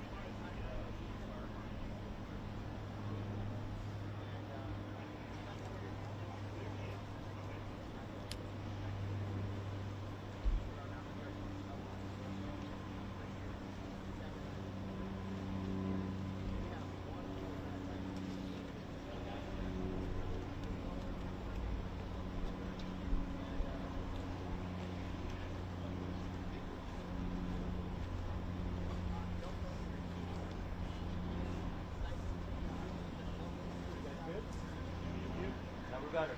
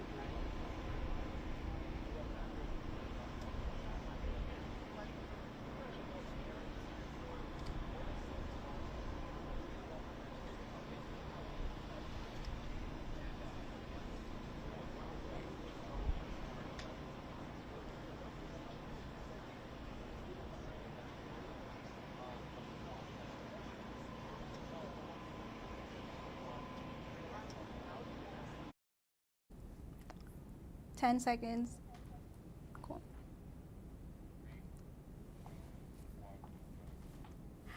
Welcome back to AP's live stream of NASA's Artemis II launch. I'm Kyle Marian Viterbo. A little weather update from AP's Marcia Den. Now I know that you guys can see a little bit of our live views from Titusville. It looks like it's getting sunny, so maybe that is a good sign there. But again, we're looking at the wind. A weather update from AP's Marcia Dunn. She said, still feisty weather out there being reported, rain nearby. But again, we still have a wide window of opportunity for safe liftoff between 6:24 p.m. ET and 8:24 p.m. ET. And I know you guys are watching that countdown clock with me. That is a countdown clock that is now under an hour to when that window, that launch window, will open up. And then from there, there's 2 hours that the team can launch safely into space. So we're keeping our fingers crossed here. Now, I don't know if you guys noticed in the, while the Artemis crew were sitting inside the Orion capsule, just a reminder who is in there. We have Commander Reed Wiseman, we have the pilot Victor Glover, we have mission specialist Christina Cook, and also Canadian mission specialist Jeremy Hansen. I don't know if you noticed, but it might have looked like Commander Reed was even taking notes with a pen, you know, writing with his gloves on. That was pretty neat. And if you also noticed, one of the flight crew's shoes were peeking out. If you took a close look, their soles towards the heel actually has a quick release metal component that locks them into the seat. And if they need to, they can quickly unlock by rotating their feet inward. So that was really neat to see up close accidentally. We are moving towards the second built-in hold for this launch. This is the 30-minute pause that begins around L-40 minutes. This is when the team, the NASA team leads, will go around the room with their final go or no-go calls. So that's when they're going to poll all the different teams that are contributing to this launch. But before we see that, let's visit AP video journalist Ming-Sun Lau at a Philadelphia Artemis II watch party, where space enthusiasts and some experts have gathered together for this historic event.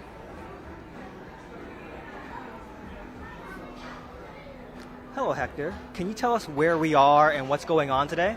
Well, this is actually Elkins Park, PA, and what's going on? We are celebrating that we are going back to the moon, finally. Well, at least that we are practicing to go back to the moon, but that's what we're doing here. We do the watch party, the Artemis. And how would you describe the atmosphere here? Oh, super amazing. The kids loving it. We are actually educating the community about this amazing milestone that the NASA is doing, and of course, the new beginning of a new space era. What would you say most everybody is looking forward to tonight? Excuse me? What would you say everybody is looking forward to tonight? Well, here the people want to, see the launch of the rocket. They want to learn more about astronomy. They actually want to connect as a community. And of course, to be together as a community and learn about all this and celebrate this new milestone that is happening with NASA. How long has this watch party been in the works? Yeah, how long? So we are here today from 4 p.m. until 10:30 p.m. It's full moon. We want to watch the full moon too. So we have different activities planned for today. And tell me about the group that helped organize this event. Why was it important for you guys to host this? Yeah, so we are like Elkins Park Sky Watchers, so we are part of the NASA Night Sky Network. Our work is to communicate and to educate the community in terms of astronomy and education. So the NASA Night Sky Network sends us resources to teach the community about the space exploration and to show that there's something beyond that. There's something amazing outside. So that's what we're trying to do right now. You've been working on this for the last few months. What kind of emotions are you feeling right now? Finally, because the first time it was canceled in February 8th. After that March, we make all the plans, we have all the hype, and it was canceled again. And finally it's happening today. So we are going to celebrate a new milestone for everybody, not only for USA, for the whole planet, for the whole humanity. And is there anything specific that you guys are hoping this mission will accomplish? Oh yes, so we want to accomplish, of course, the first thing is educate our community. Of course, bring this seed of discovery to the kids. Who knows, after this party, we're going to have future astronauts, future, astrobiologists, So we trying to make this unforgettable life for the community, and of course, expose how we love the space and how we are into astronomy here. And that was my last question. Was there anything else you'd like to add? No, I just want to say thank you to the NASA Night Sky Network to support us in these ideas. Thank you to the whole community to be here today. This is amazing, all this love that we receive from the community. And we can't wait to see what's going to happen in 10 years. So what type of accomplishment we are going to receive after this new mission that we are actually completing today. So we are in the race now. America is back. So we are going back to the moon. We are going to Mars. So this is actually something that's very exciting for everybody here. Thank you, Hector. Thank you. Thank you so much. Okay, folks, we have a little bit of an update for you related to launch. It looks like the weather is looking much better. We are now at 90% go, so that's good. However, the crew right now, the NASA teams are looking at a battery issue, it looks like, with 52 minutes remaining in the countdown. NASA's Daryl Nail reported that one of 2 batteries in the rocket's launch abort system is not displaying the proper temperature. The launch team is scrambling to determine whether a sensor is at fault here or whether the battery itself is faulty. But NASA cannot proceed past the 6-minute mark unless they are confident in the battery's operation. So we're going to keep a close look at this. Marcia Dunn, again, at the AP down in Cape Canaveral, is reporting on everything, so we'll keep you up to date. But at the moment, the team is working on everything. The countdown will continue, so no pauses yet. And fingers crossed, this 2-hour window is a pretty big window for them to try and launch still. So we'll see, and we'll update you when we know more. In the meantime, I wanted to ask if you guys have noticed yet. If you take a look at the boosters, you will spot an America 250 emblem. NASA added it to the twin solid rocket boosters to mark the United States' 250th anniversary this year. All right, one more trivia question before our break. I know some of the people in the YouTube chat have already started answering this, and it looks like you guys know it. What ocean does the Orion capsule splash down in after the Artemis II mission? Again, the question is, what ocean does the Orion capsule splash down in after the Artemis II mission?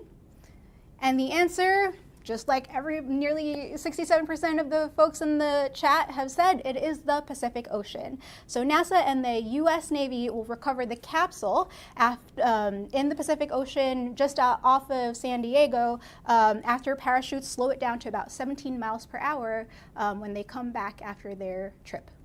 All right, we'll see you in a bit.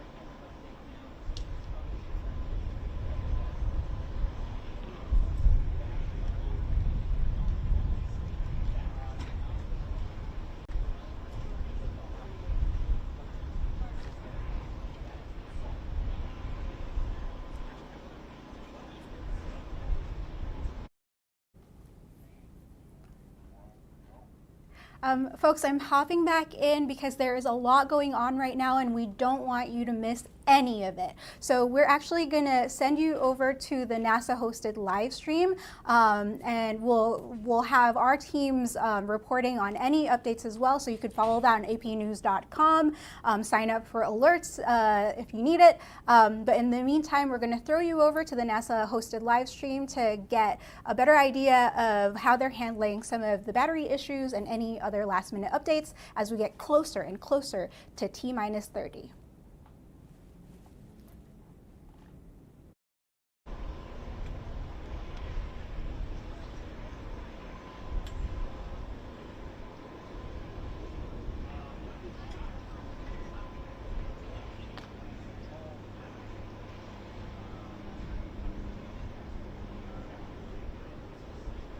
Crew is preparing to leave the pad. It's exciting stuff. We are making good time, and the closeout crew is doing really well. 41 minutes, 43 seconds and counting until the opening of our window. And Artemis II is a 10-day mission that will send the 4-person crew on a journey around the moon and back to Earth. It will be a critical step towards future lunar and Mars missions.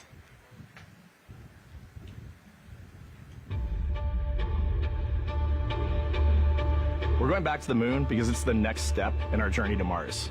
We need to go explore the moon. There's vast regions of unexplored areas with the coldest, darkest places in our solar system. This is a test mission, and when we get off the planet, we might come right back home. We might spend 3 or 4 days around Earth. We might go to the moon. That's where we want to go, but it is a test mission, and we are ready for every scenario as we ride this amazing space launch system and the Orion spacecraft. But another reason we're going back to the moon is to fulfill NASA's mission, which is to explore the unknown in air and space, to innovate for the benefit of humanity, and to inspire the world through discovery. And when we succeed and when we accomplish the things that we set out to accomplish, that inspiration not only can set up new things to happen, but it also is a reminder in tough times that we're capable of doing great things when we work together. The thing I love about the moon is that it's not just a beacon for exploration and this platform of possibilities for incredible missions like this, but it has benefits. That's actually why we're racing towards it. Those benefits are really wide in nature. You have everything from innovation, technology development, not only for future missions going deeper into the solar system, but technologies that come back to Earth. You have inspiration, a whole generation of people starting this pipeline of STEM workers and manufacturers and operators that are excited to see what you can do when you work hard and you come together as a team. When I think about the 4 of us flying around the far side of the moon, seeing that Earth rise, taking images and video and sending them back to you, the feeling that I have inside is hope. We know that Artemis II is not the solution for humanity on planet Earth, but it is a contribution in the positive column. We hope that just for a moment that people will pause and say, wow, it's extraordinary when you look back upon the Earth with over 8 billion people, and you see this concrete example of what humanity can do, this extraordinary thing when we set big goals and CDR entity to achieve them.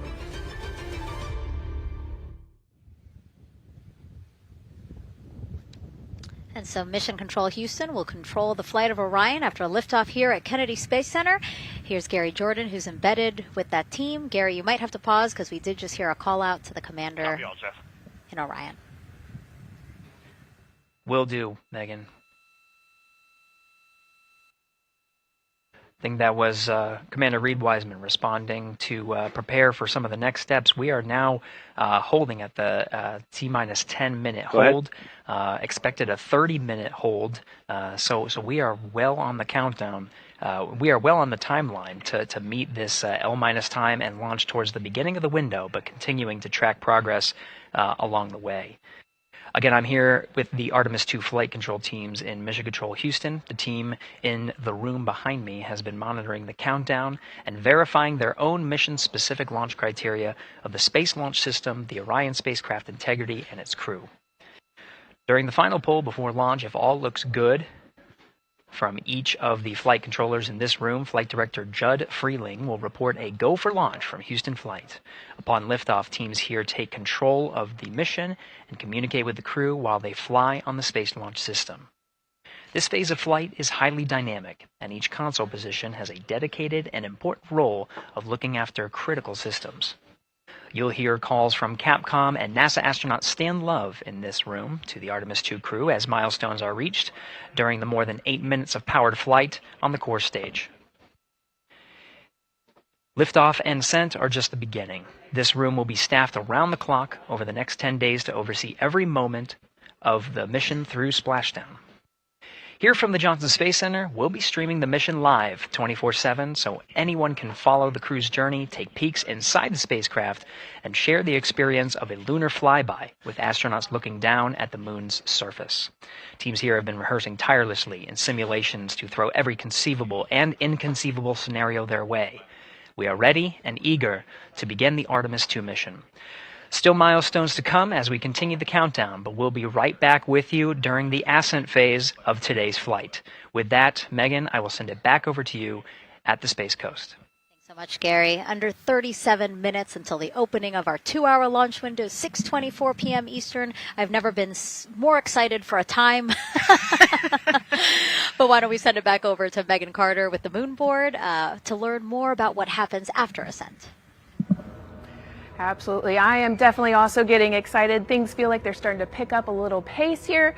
A lot is about to happen within the first 10 minutes of launch, but what happens after those first 10 minutes? Let me take you over here to my mission map so we can kind of jump ahead and let me explain a few things. So, our main engine cutoff is going to stand for MECO, and that is essentially where the rocket's job is done, and it is then going to turn the propulsion duties over to our ICPS. That stands for Interim Cryogenic Propulsion Stage. Don't try and say that too many times fast. But the ICPS is going to be right here, and that's our in-space propulsion. About 50 minutes into, after about 50 minutes into launch, it is going to conduct that first burn, and that's going to be the perigee raise maneuver. Essentially what that is going to do is going to raise the spacecraft from a lowest point of Earth just a little bit higher into space, and then they are going to conduct that nice path that's going to set them on that nice circular path around the Earth. That's when they're going to start to be able to really check out the spacecraft. The Orion spacecraft is going to be able to, like we've talked about, be maneuvered by the crew. They're going to check out those life support systems, and communication checkout's going to be vital at that point as well, obviously. Then they will be conducting that another burn, and that's going to raise them just a little bit higher again. And then they will, it'll be about time for the ICPS to separate, and they will start another lap around the Earth as well. Now, the ICPS, but even after it separates, its job will not be done because they will have the opportunity to conduct something called the Proximity Operations Demonstration. And this is going to be really important for our future lunar missions because the ICPS actually has a target on it, and the crew is going to have the opportunity to manually maneuver these spacecraft like we've mentioned and practice those docking maneuvers. Now, obviously, they will not be docking for this mission, but that is, again, going to be critical for those lunar missions in the future. Now, all right, after that ICPS has separated and they've done that second lap, they're going to conduct 2 more burns. And what these burns are going to do is set them up to the high enough orbit and a fast enough speed in order to conduct the translunar injection. This is going to be that critical moment and that critical milestone where they are going to produce about 6,000 pounds of thrust. And this is that point that is going to take them out of low Earth orbit into deep space, and it's going to set them on that nice path towards that lunar flyby.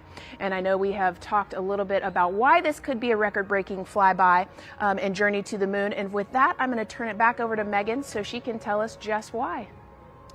Yeah, she's talking about the distance record set by the Apollo 13 astronauts in 1970.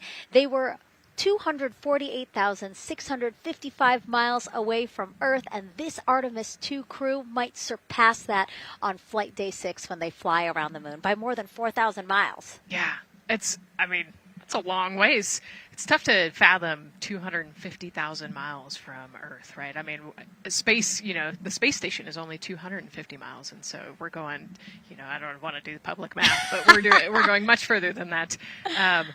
But it's important, right? Because we want to get back to the moon. We want to see the surface. We want to see the far side of the moon. And the way we do that is by breaking distance records. Yeah, and the exact distance record depends on exactly when they launch, like the time, the day. So we'll learn more as we go into this 10-day mission with the Artemis II crew. But here we are, 32 minutes, 50 seconds and counting from the opening of our launch window. Feels really, really surreal here as more and more people come to gather on the press site lawn here at Kennedy Space Center. Why don't we take a look at this video that we have here? Some familiar faces who wanted to wish our Artemis II crew a safe journey. Reed, Victor, Christina, and Jeremy, you are the real deal. You're flying to the moon for all of us, and we are in awe. You're the true heroes. You are not just astronauts. You are pioneers, venturing deeper into the unknown. But you are not alone. We will be all cheering you on from planet Earth. Hey, I'm Victor Wembanyama, and I play basketball in the NBA. But I'm not only interested in shooting hoops. I'm also interested in shooting stars, dark matter, and all other types of astronomical phenomenon. And to the Artemis II astronauts who are shooting for the moon, I wish them good luck and Godspeed. Hi everybody, I'm Ryan Gosling and I play a biologist who goes to space to save the planet in the film Project Hail Mary. But the Artemis II astronauts are going to space for real and they will travel farther from Earth than any humans in history. Sending all our best wishes to the Artemis II crew. I just want to say how proud I am of each of you and how inspired you make me. But it's not just about me. Your mission is going to inspire future generations of scientists, engineers, athletes, and dreamers to do something that they never thought possible. Hey, it's Roy Wood Jr., and I want to wish the Artemis II crew a happy and safe journey to the moon, well, around the moon, to go around. I know what you're doing. You got to look for a parking space. This is to go around the moon, make sure it's somewhere to park, and then you park journey. Good luck. It's actually a really good way to explain what how this mission builds. Again, we are hoping to land astronauts on the surface of the moon in maybe 2 years. So yes, we are looking around the moon on this lunar flyby mission to see where we might park. Thank you, Roy Wood Jr. Okay, and as we look at this live view of the rocket on the pad, there is a spectacular place here at Kennedy Space Center to watch launch from, and that's the Banana Creek viewing area. Why don't we go back there where the crowd is excited, and Leah has the best assignment ever talking to people who are super excited about being here for Artemis II. Oh my gosh, Megan, you talk about the excitement being palpable. I'm telling you, everybody here on pins and needles as we get just about half an hour away from launch. I've been walking around talking to people and I'm just struck again and again by how many people are here from across the agency. I want to introduce you to just a small portion of the people across NASA who have been supporting this mission. Patty Ortiz, NASA Armstrong Flight Research Center, Orion Program. Orion. Kathy Graves, Glenn Research Center, Office of STEM Engagement. David Alexander, NASA Glenn Research Center, Office of STEM Engagement.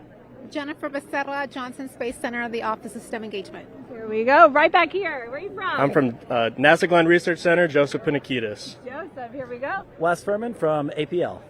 Maria Arredondo from Headquarters, Next Gen STEM. Mark Robinson, Stennis Space Center, Commercial Space. Amira Flores, Armstrong, Office of the STEM Engagement. Molly Kearns, NASA Glenn, Space Communications and Navigation. Matthew Pierce, Goddard Institute for Space Studies in New York City. Here we go, and right over here. Lauren Ring, Ames Research Center, Data Integration. So we're coming together. We're one big NASA team, one big NASA family, and we have one major message before we launch tonight. Okay, guys, what are we going to say? 1, 2, 3. Go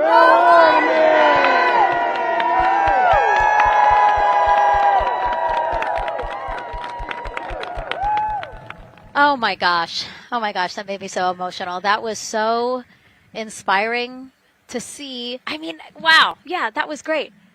I mean, just to hear everybody say their position, what they're doing to support this mission is amazing. And I'm sure this was something that really rang true and resonated with NASA's Administrator Jared Isaacman, again, to see the workforce come together to do the work and then to be here for launch. So why don't we actually go over to him now with our Jasmine Hopkins at one of our other viewing locations. All right, Megan, thank you so much. The energy here on the balcony is honestly becoming electric as we get so close to launch. And now we are thrilled to welcome NASA Administrator Jared Isaacman. Jared, we're really entering a golden age of exploration. How will Artemis II set the pace for the coming years? Well, I mean, Artemis II is the opening act, right? This is the test mission. This is getting very comfortable with the SLS rocket, the Orion spacecraft. No humans have ever flown on this before, right? And we're going to put it through its paces. We'll go into Earth orbit for a little bit, make sure Orion's doing okay, and then we are sending them, right? We're going to send them farther into space than any humans might have gone before, 250,000 miles away, and it's going to set up for the subsequent missions. That's why we're going into the golden age of science and discovery right now, because you're going to see a moon rocket launch in 2027 when we do our testing with the lander. We're going to go for the landing on Artemis IV in 2028, and in parallel, we're going to build the moon base, right? And that is going to be filled with science discovery and tech demonstrations that's going to support the enduring presence we're trying to create on the surface. Absolutely. So honestly, history-making years ahead of us, with Artemis 3 and 4. But first is Artemis 2. What will be our single greatest takeaway from this mission? Well, I'll tell you, I mean, after ignition, to me, the moment that I'm going to be most excited for is splashdown. There's no question about that. Good shoots coming down off the West Coast. But look, I think the takeaway from this is gaining extreme comfort in the Orion spacecraft, right? I mean, this is very different than what we've done for more than a half century, right? I mean, the velocities that spacecraft is going to re-enter at, it's going to be new territory for us. We want to get our arms around that completely. So I would say the performance of SLS plus Orion is everything on this one. We want to make sure we do it in as a safe way as we possibly can, understanding what we are undertaking right here.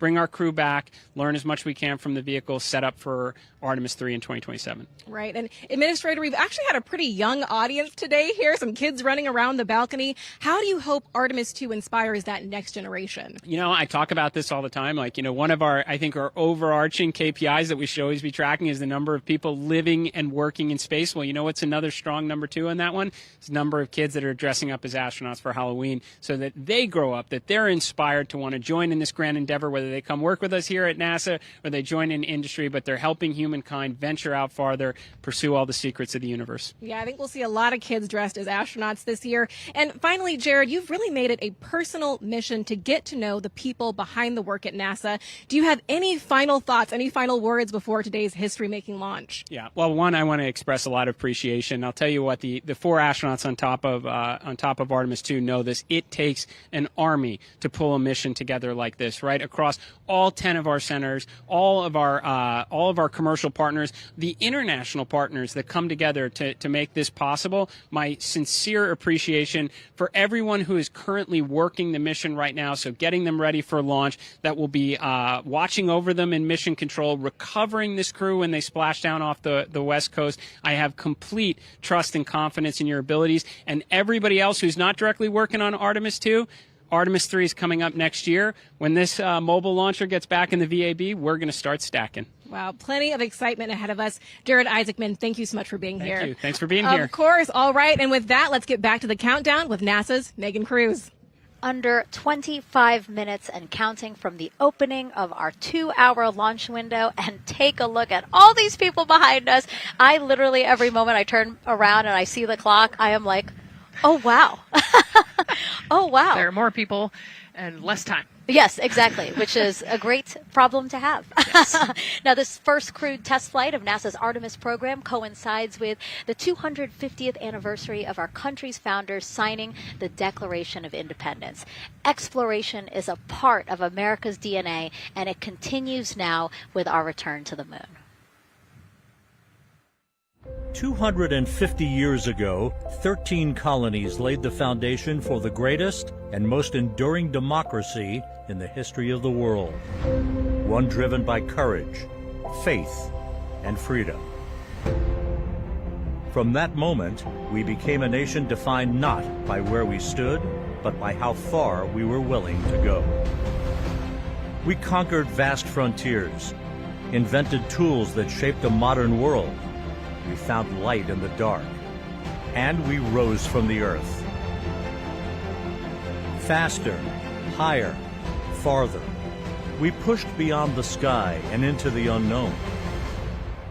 We carried our courage into the cosmos, and we planted the American flag on the moon, the defining achievement of American superiority in space. Today, our curiosity stretches farther than ever. American robots search ancient rivers on Mars. New telescopes unfold to glimpse the first stars. And a new generation prepares to return to the moon, this time to stay. For 250 years, America has carried the light of humanity forward. But American exceptionalism isn't inherited, it's earned. Our greatness comes not only from what we've done, but what we're still determined to discover. Because in every era, across every horizon, America is at its best when it's reaching for something greater. America celebrates 250 years, and we are leading the world into the future.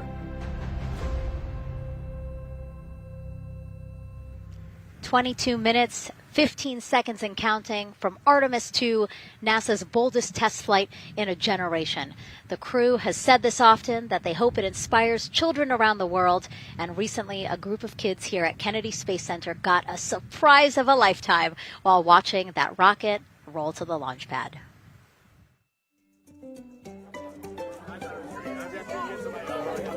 So tell me what color it is. Orange. And who's going to be on that rocket? We're going to be on that rocket. We're going to be on that rocket. I could make it a little bit longer. Did you see it? Okay, so everybody's looking at the rocket because it is kind of cool and impressive. One of the coolest things happening over there right now, though, is it's on top of a giant tractor. Doesn't all food come in like tubes? It's in these like little plastic bags. You have to like rehydrate it. Sushi. There's not. I haven't seen sushi in space. It's probably hard to keep that back. Sushi mashed together. My favorite part was this one little girl. She had a question. She had patiently held her hand for a long time, and Christina turns to her and says, "Okay, what's your question?" She just goes, "I forgot." It was like, that's a perfect little kid moment. I just love it. Wait, are you my mother's cartoon astronauts? What? Say that again? Never mind. It's a little hard to say. Go Artemis! These two? Yeah. Look at this one. Yeah. There you go. I like your dabbing astronaut back there. It's just so fun to see the enthusiasm, the energy, and a little bit of chaos. 3, 2, 1. Wasn't that so cute? I love kids and their excitement and, you know, even just being real. Like, I don't remember what I was know. gonna He ask. goes, but I'm glad you're here. Now here we are, Space Center Houston. The crowd has exponentially grown throughout the day. We started showing you live shots from in there probably an hour ago. And now take a look at all the people there getting ready to witness history together. It's something really special to be able to witness something like this together. Yeah, you know, we've heard from celebrities and officials and kids, and, you know, it's amazing. People from all around the world came here today to Florida to watch, so it's something, it's hard to put into words, just how much support for this mission we're seeing today. And great news, too. Remember, the team was tracking an issue with the launch abort system battery. They appear to have cleared that issue, so we are go for a launch. Yes, it's exciting.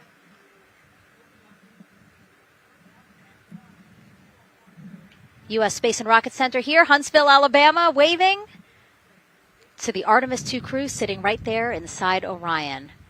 Inside of 20 minutes from the opening of our launch window, and right now we are targeting the top of that launch window, so we could be launching here in about 19 minutes, Nicole. Wow, I don't know if I expected this today. I'm excited, and, you know, I'm glad they were able to clear the problem with the battery on the LAS, and everything has gone really smoothly today. It's been great. The weather cleared up. It's a beautiful day for a launch. And so now, as we are so close to possibly launch now, just what are your final thoughts as we are about to embark on a mission back to the moon, the first time in more than 50 years? Yeah, you know, just so proud of the crew and all of the teams here on the ground that made this happen. You know, they are carrying the torch from the Apollo era into the Artemis era. And, you know, it's the crew likes to say they want to be the shoulders that the next generation. And let's see, JLS, can you help us with that, please?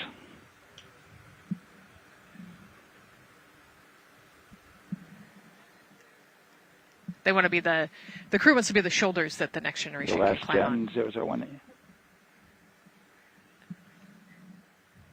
I think it's in their patch. We're going for all. It's in the name of their capsule, integrity, representing humility, and the professionalism of everyone that got them there today. So proud of them. We love them. We're excited for them, and we cannot wait to see what they see. Just leveraging everything we've learned so far as an agency, taking us from Apollo now to the launch pad here, 39B, with Orion and SLS poised to again fly us into the history books. And before we leave you now here at the host desk to get back into operations, we just wanted to answer one question for you guys. We asked you earlier on today, what are you most excited for? And we asked you to go vote on Instagram and Twitch. Instagram, you guys said launch. Twitch, you guys said lunar flyby. So I think you guys will all be very excited since we are now about 17 minutes from the opening of our launch window today. And so with that, as we approach terminal count, let's send it back to Daryl Nail in firing room 1. Daryl. All right, thank you, Megan and Nicole, and just want to give you an update on the launch abort system that you just reported that they cleared. They believe, they're convinced, this is an instrumentation failure. So there are 2 batteries on the LAS. The LAS, of course, and with the help of my 2-year-old son's model rocket, Daniel said I could use this, so it's okay. The LAS is right here. It's the tower above Orion. Orion capsule's inside of here. It's used to pull Orion off the rocket in case the rocket is something's going on with the rocket, either on the pad or in flight. 2 batteries are bad. Well, I'm sorry. One of the 2 batteries reported an out-of-family temperature, and it was very much out of family.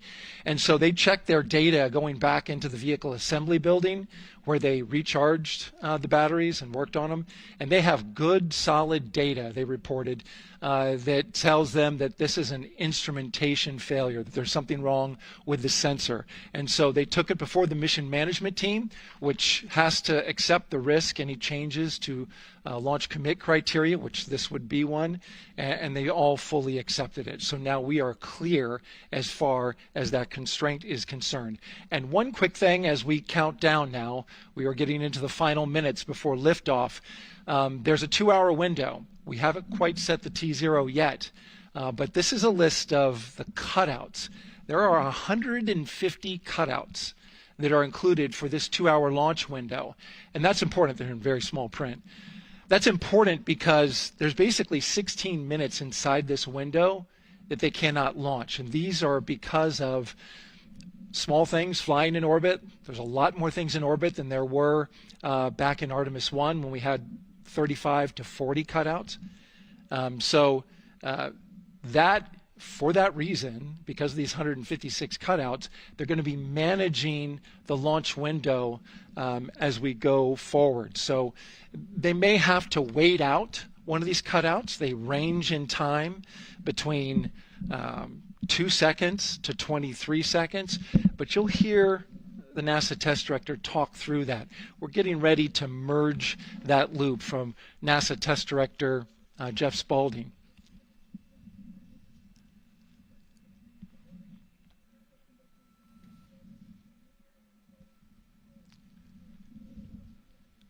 And so now I'm listening to the launch team get ready to merge their operational channel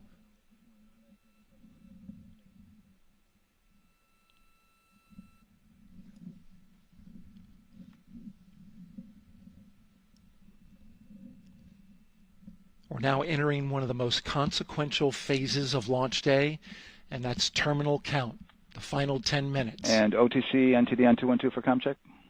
Good, comm. Help me. I hear you the same. STC? GTC? GTC is on 212. All right, copy that. NASA Test Director Jeff Spaulding confirming communications with his team.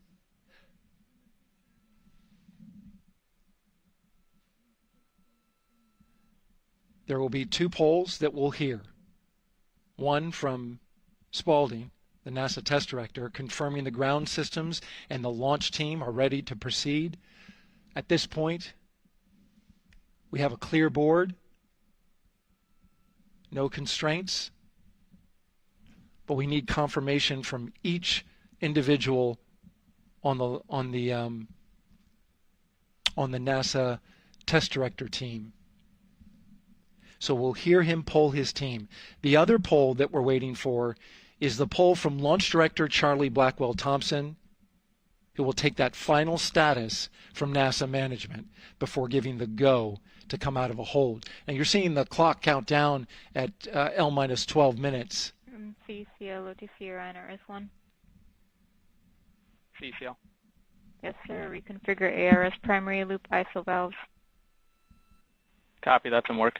And CDR, OTC, Orion, RS1. Go. ARS loop ISO valves are being closed at this time. Integrity copies.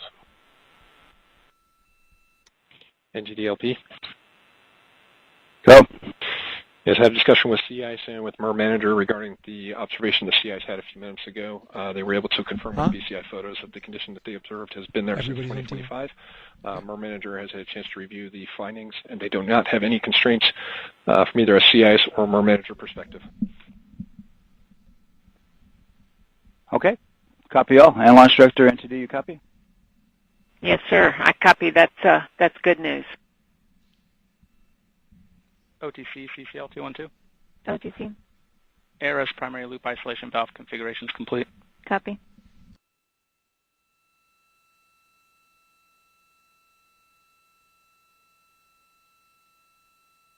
And CGLS, NTD, cancel pending, please.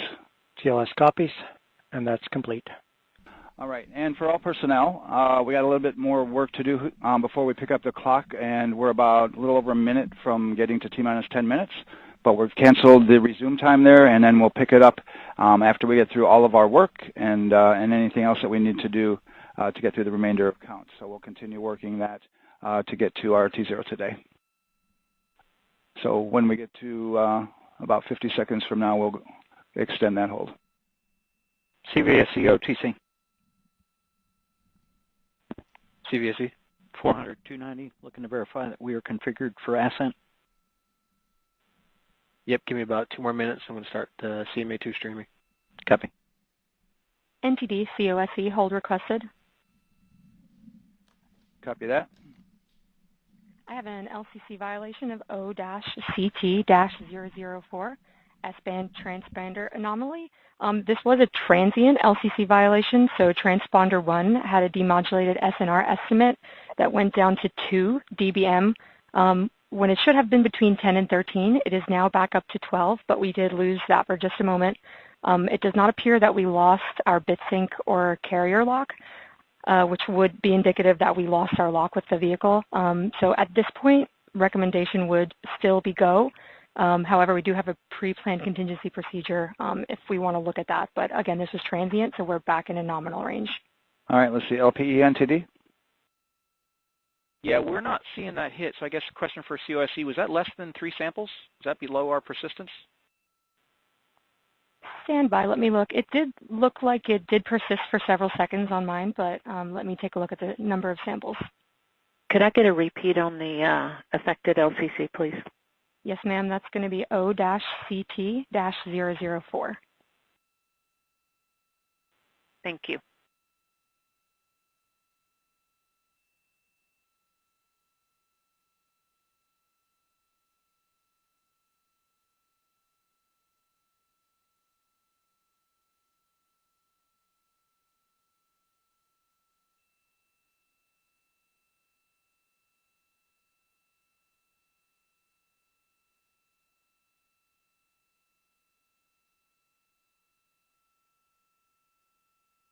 Yeah, us taking a look at the data right here, looks like that was a single sample. Yeah, copy that. RFTS does report that they also lost lock for about 5 seconds. So I would love to ask KUS and see if they also lost lock with the vehicle for any extended amount of period.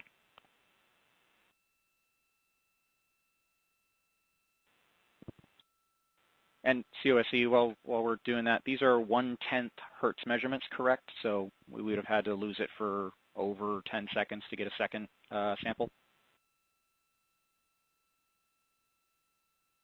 Yes, sir, that's correct. It is 1/10 hertz. Yeah, so from our perspective, the allowance is effectively up to 30 seconds, up to 3 samples based on the 1/10 hertz. This is not an LCC violation, I believe. Yes, sir. I would agree with that at this point. Copy that. We're checking with KUS on 232. I don't think they have 212 access. We're trying to verify, but it sounds like they have a loss of lock as well. About 2 seconds. Okay. And I guess for both KUS and COSE, do we have lock now? That's affirmed. We do have lock for COSE.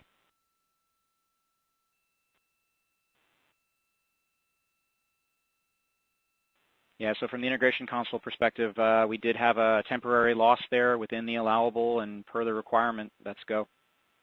And this is Houston Flight. We have lock and we have good telemetry here in GSE. And KUS is reported to they have good lock now.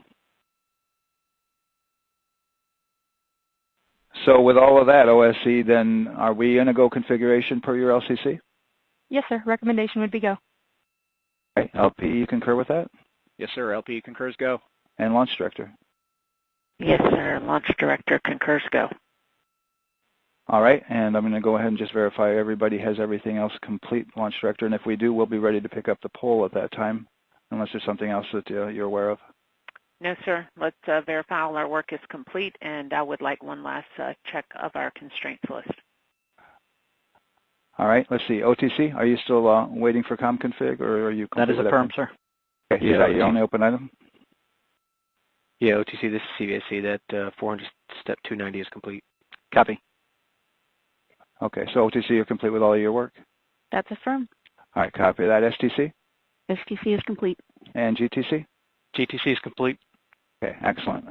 All right, and LPE, just want to verify we have no open constraints at this time. No open constraints. We have a clear board, sir. Okay, tracking the same here. And Launch Director, with that, we are clear and ready to pick up the launch readiness poll with your go. All right, sir. I am go for the poll. All right. And for all personnel, this is the NTD conducting the Artemis II launch readiness check.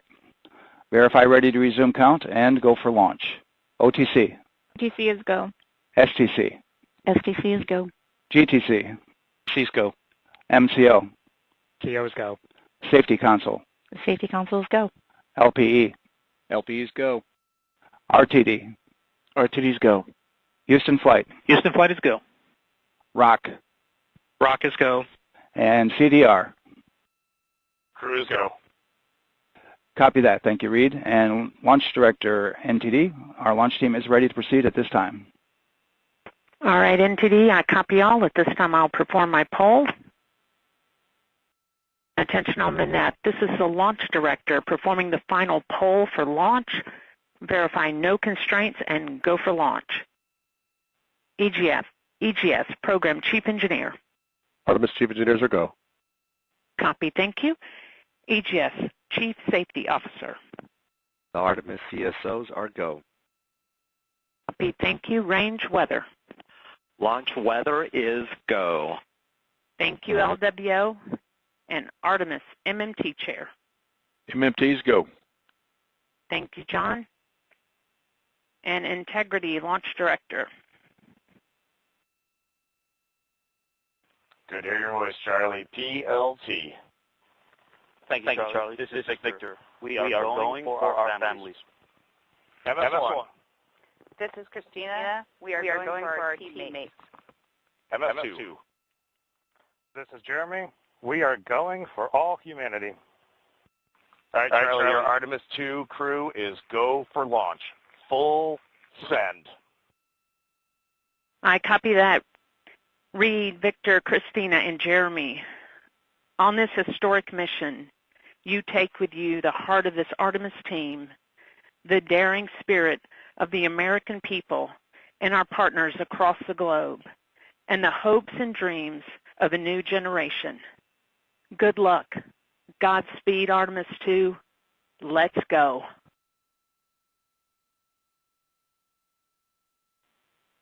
And NTD Launch Director. Go ahead, Launch Director. Yes, sir. You have a go to proceed with countdown. Copy that. I'll put it in work.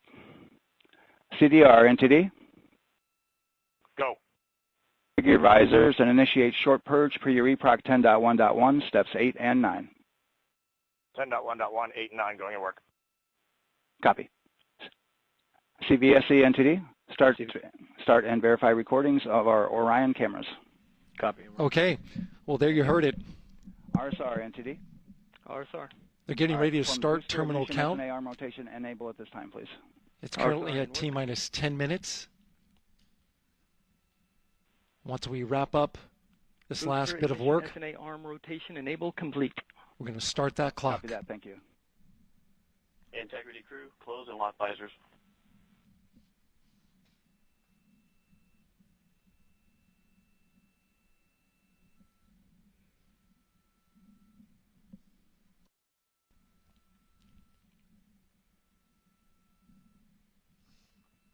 You heard an issue, worked in real time with telemetry lock on the Orion.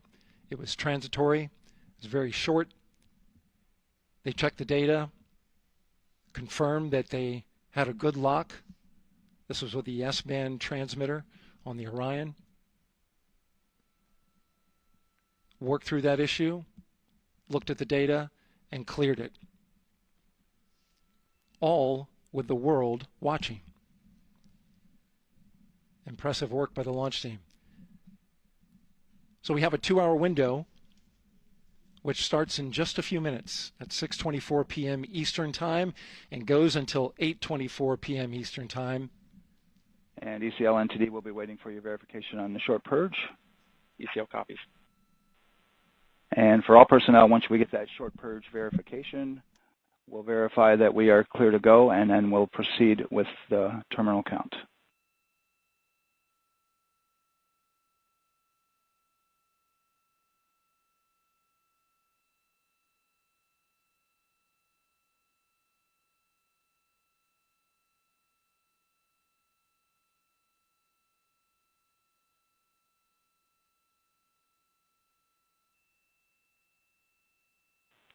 ECL time estimate? About a minute. Copy.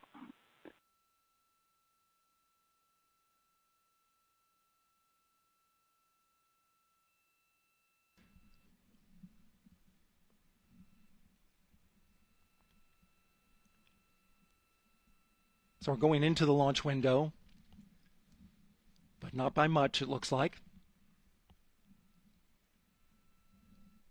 Just wrapping up some final work. And once that's completed, you'll hear NASA Test Director Jeff Spaulding ask for the ground launch sequencer operator to go ahead and start the clock. The ground launch sequencer is an application software. It runs on top of the launch control system in the firing room. Acts like a conductor of an orchestra, executing hundreds of commands in precise order and timing. It's all autonomous. NTD CCL 212, short purge initiation is verified. All right, copy that, and we're verifying our constraints.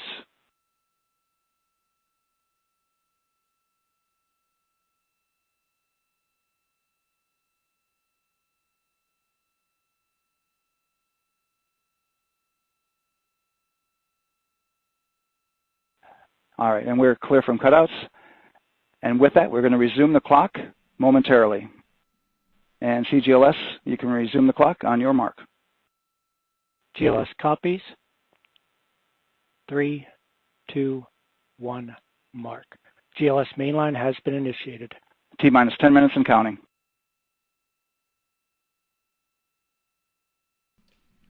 And that begins terminal count. Our new T0 is 6:35 p.m. Eastern Time. 6:35 p.m. Eastern Time. We are now counting down to liftoff of Artemis II.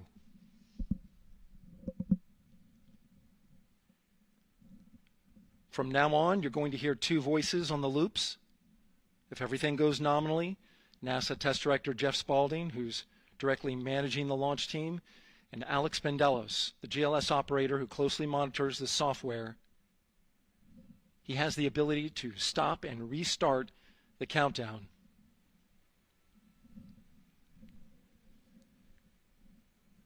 A lot of people ask about whether there's a launch button. There certainly is not. Houston flight and Rock, our new T0 is 22:35:12. Houston flight copies. Rock copies. 22:35:12. Affirm. There you heard confirmation of the exact T0, 6:35 and 12 seconds p.m. Eastern Time. Again, our T0 is 6:35 and 12 seconds p.m. Eastern Time. But as I was saying, there's no launch button. This is autonomous. But there is a button that keeps you from launching, and that button allows the GLS operator to pause the countdown outside of terminal count and during terminal count and submit a hold to the next holding point. So the clock won't stop right away. If there's an issue, we'll go to the next stable holding point. This is how GLS configures the rocket and ground systems to a stable point where they can stop the countdown if that's needed. But right now, we are counting down our next big milestone, looking to retract the crew access arm. GLS is go for crew access arm retract. And there you see the crew access arm moving away.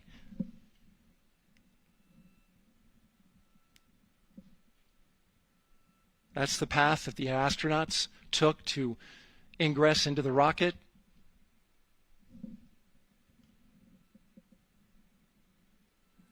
Until this point, that was their way off the pad if they needed to evacuate.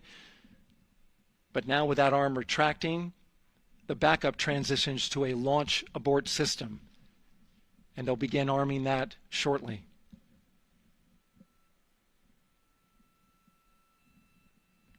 Of course, the launch abort system, great shot there of the crew access arm retracting away.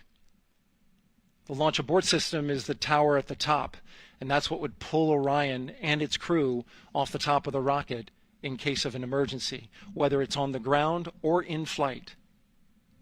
This is critical safety hardware that protects the lives of the astronauts.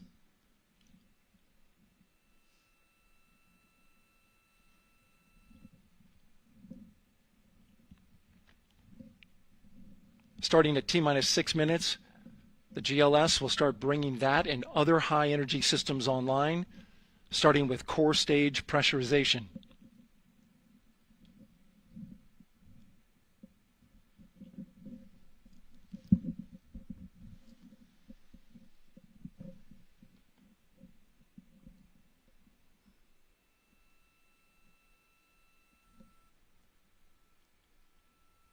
Weather is 90% go. The range is go. All systems are go.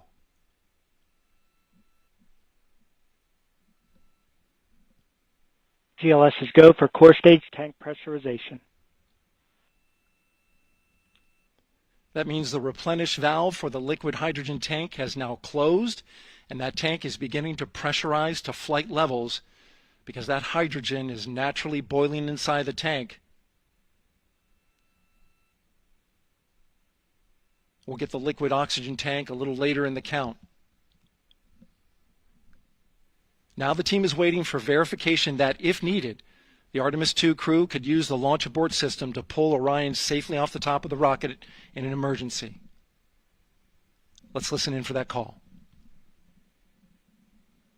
GLS verifies last capability available. And CDR, do you copy? CDR copies, last available. That's great news, and you heard the NTD verify that with the commander of the mission. GLS is go for FTS arm. Now work is being done to arm the flight termination system. This is so the range safety can send a flight termination command if the rocket flies too far off track. There is a brief built-in delay so the launch abort system has time to pull the astronauts to safety first. GLS is go for LH2 high flow bleed check. All right, the high flow bleed check. That's so the cryo team gets verification that the RS-25 engines, all four of them, are in the proper temperature range for launch.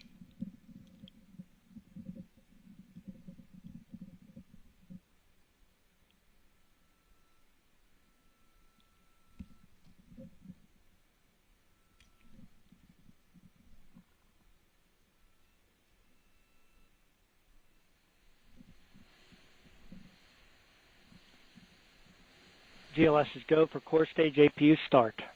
Core stage APUs start. Those are auxiliary power units, high-speed turbines which provide pressure to hydraulic pumps that steer the RS-25 engines. We're going to see a gimbal test a little later at T-minus 2 minutes and 30 seconds. This is what allows that to happen.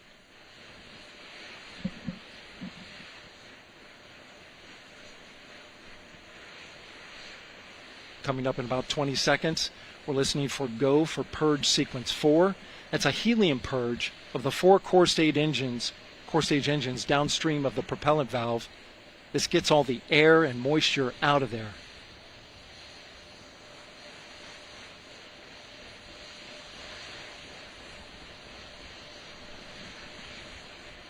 GLS is go for purge sequence 4.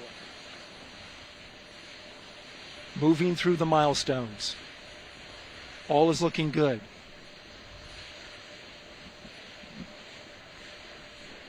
Coming up in just a few seconds, we're going to get that thrust vector control actuator test.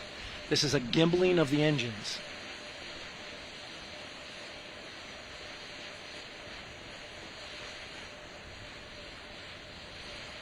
There are the 4 RS-25s, 3 of them Shuttle Heritage, 1 of them built from shuttle parts. And there you see them moving.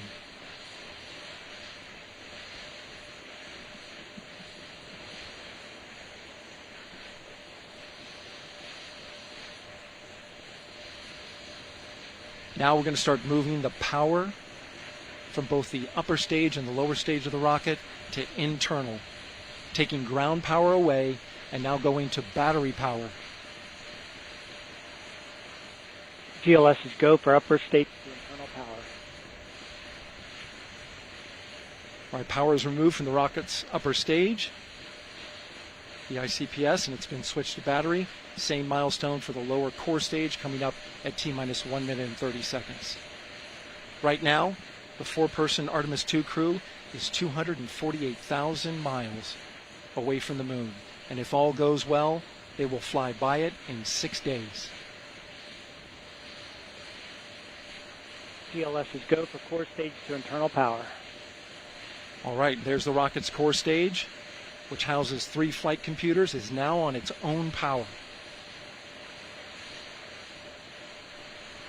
There's no more hold time because there's no more margin on these batteries. So we would have to recycle back to T-minus 10 to recharge if we had a hold.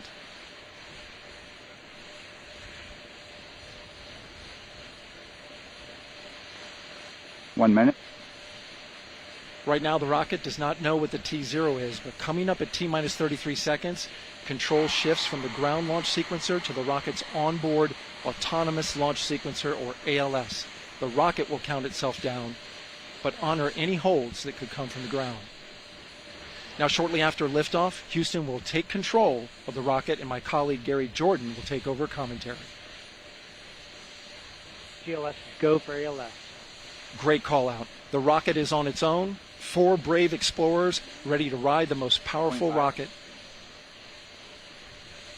NASA has ever launched. Sound suppression water is flowing. 15. And here we go. 10, 9, 8, 7. RS-25 engines lit. 4, 3, 2, 1. Booster ignition. And liftoff. The crew of Artemis II now bound for the moon. Humanity's next great voyage begins. Good roll pitch. Roger, roll pitch. Houston now controlling the flight of integrity on the Artemis II mission around the moon. Integrity, AMT high. AMT high. On time time, passing 30 seconds into the flights. Integrity passes the alternate MECO. Target milestone. Mission Control Houston seeing good performance on the 4 main engines. Space Launch System core stage. Integrity, 3 miles in altitude. Traveling more than 1,200 miles per hour.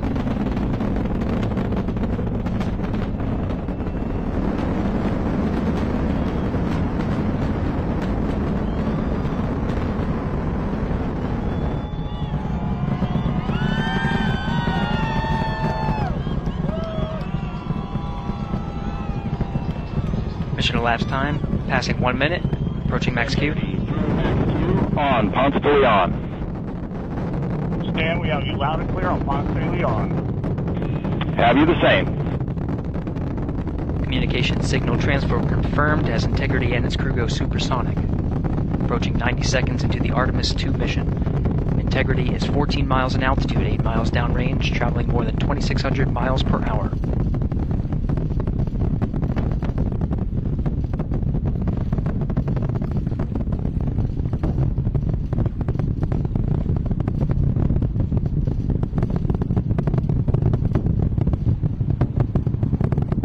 Minute 50 seconds of mission elapsed time, standing by for main engine throttle down to 85%, ahead of solid rocket booster separation, expected at the 2-minute 9-second mark. We see throttle down.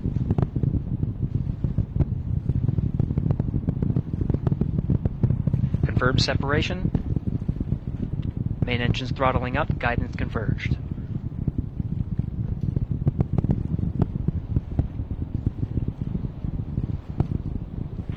Integrity, guidance converged, performance nominal, upper stage RCS ready. Copy all, Stan.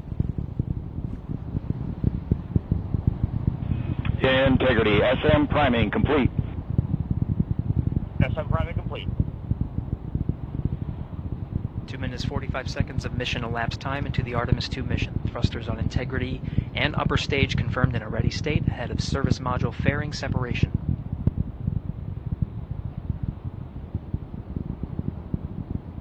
3 minutes into the flight. Integrity, 49 miles in altitude, 78 miles downrange, now passing 5,000 miles per hour.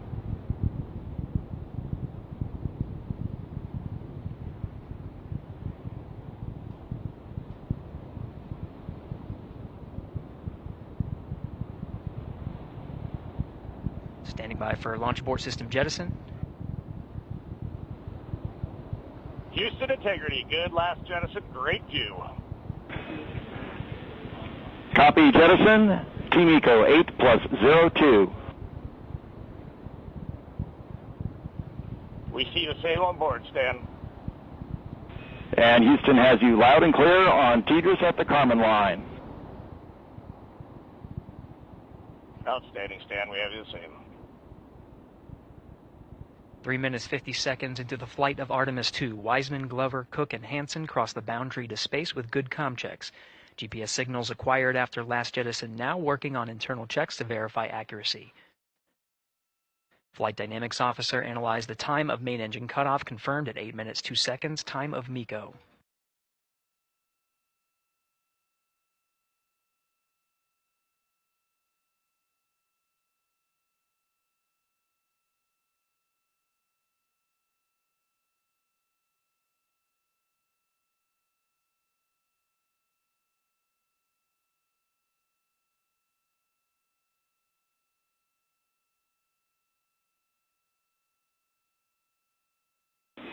Integrity, GPS processing.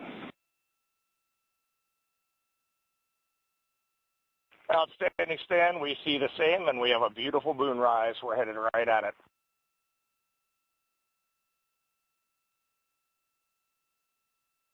Approaching 5 minutes into the flight, Commander Reed Wiseman confirms he has visuals of his destination. GPS guidance, navigation, and control software finishes internal checks and sends to navigation channels.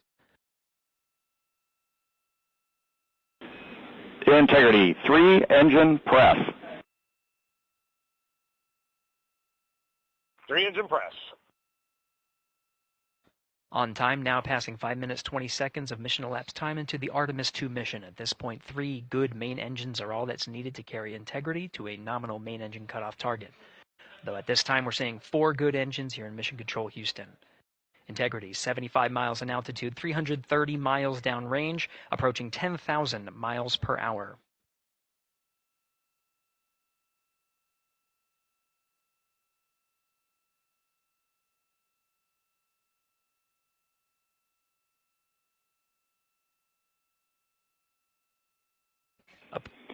Integrity, looking good at 6 minutes.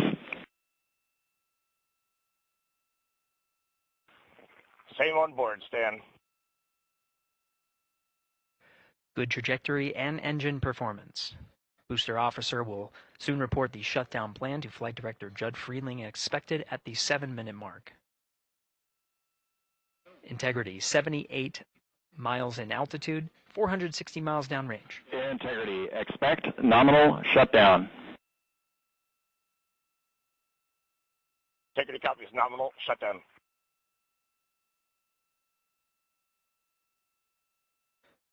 Six minutes 40 seconds of mission elapsed time. Shutdown plan is as expected. Again, the time of MECO was confirmed at 8 minutes 2 seconds into the flight.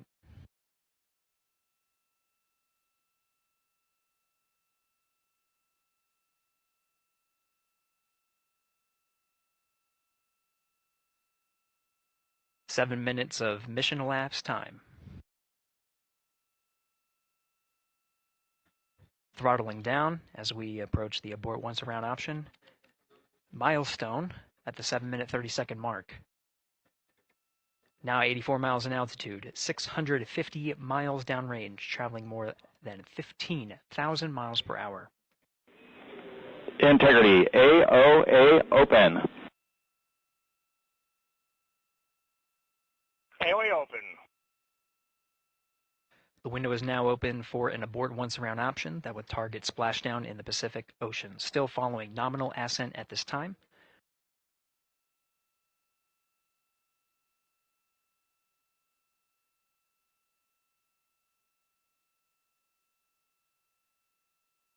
About 10 seconds remaining until the main engine cutoff of the Space Launch System core stage. Standing by for confirmation of MECO and core stage separation.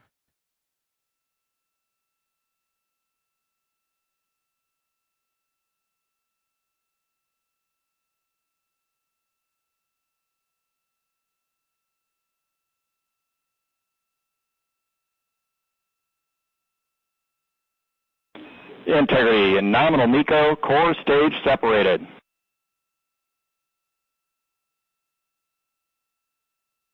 We see the same on board, Stan.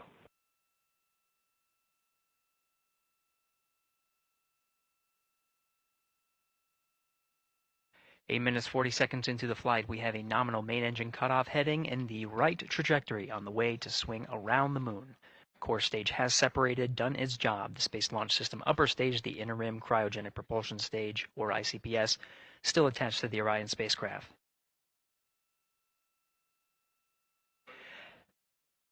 Nine minutes of mission elapsed time. Integrity crew of Reed Wiseman, Victor Glover, Christina Cook, and Jeremy Hansen now in orbit around the Earth at the beginning of their journey to the moon.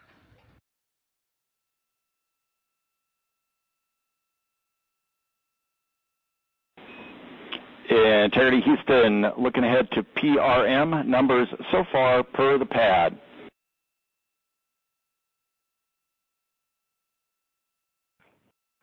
Copy that, Stan. Numbers for the pad.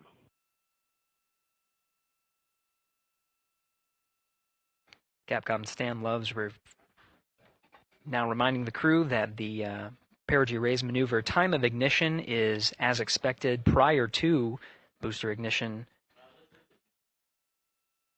That time being 49 minutes, 50 seconds of mission elapsed time.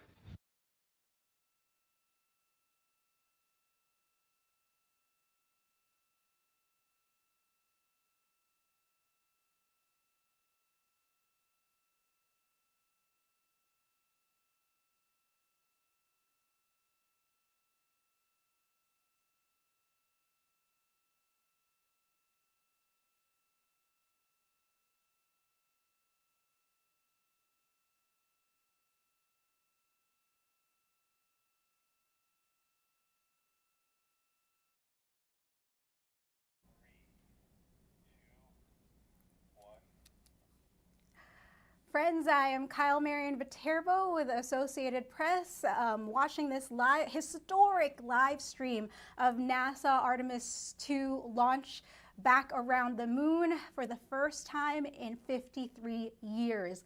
The Artemis II, oh my God, I am emotional. This was insane. I don't know how you guys are feeling back home watching this, but the Artemis II astronauts are now in space. Tears, chills, applauses. They have launched on April 1st.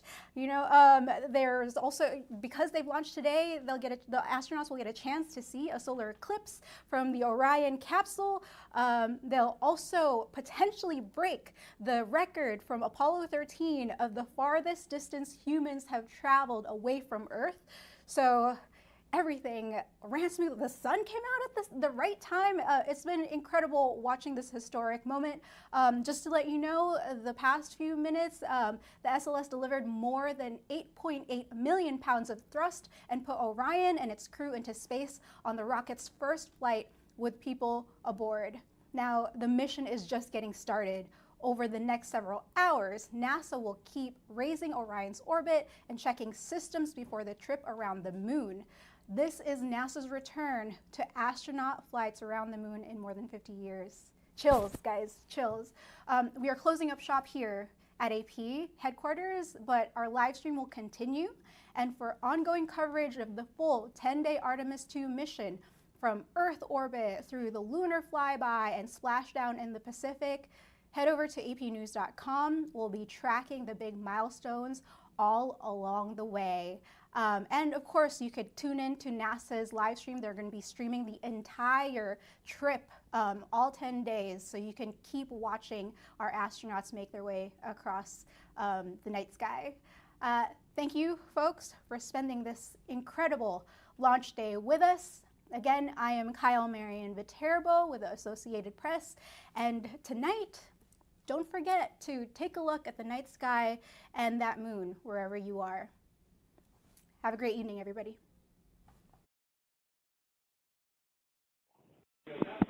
Copy C3 aux, and we're 2 minutes to maneuver.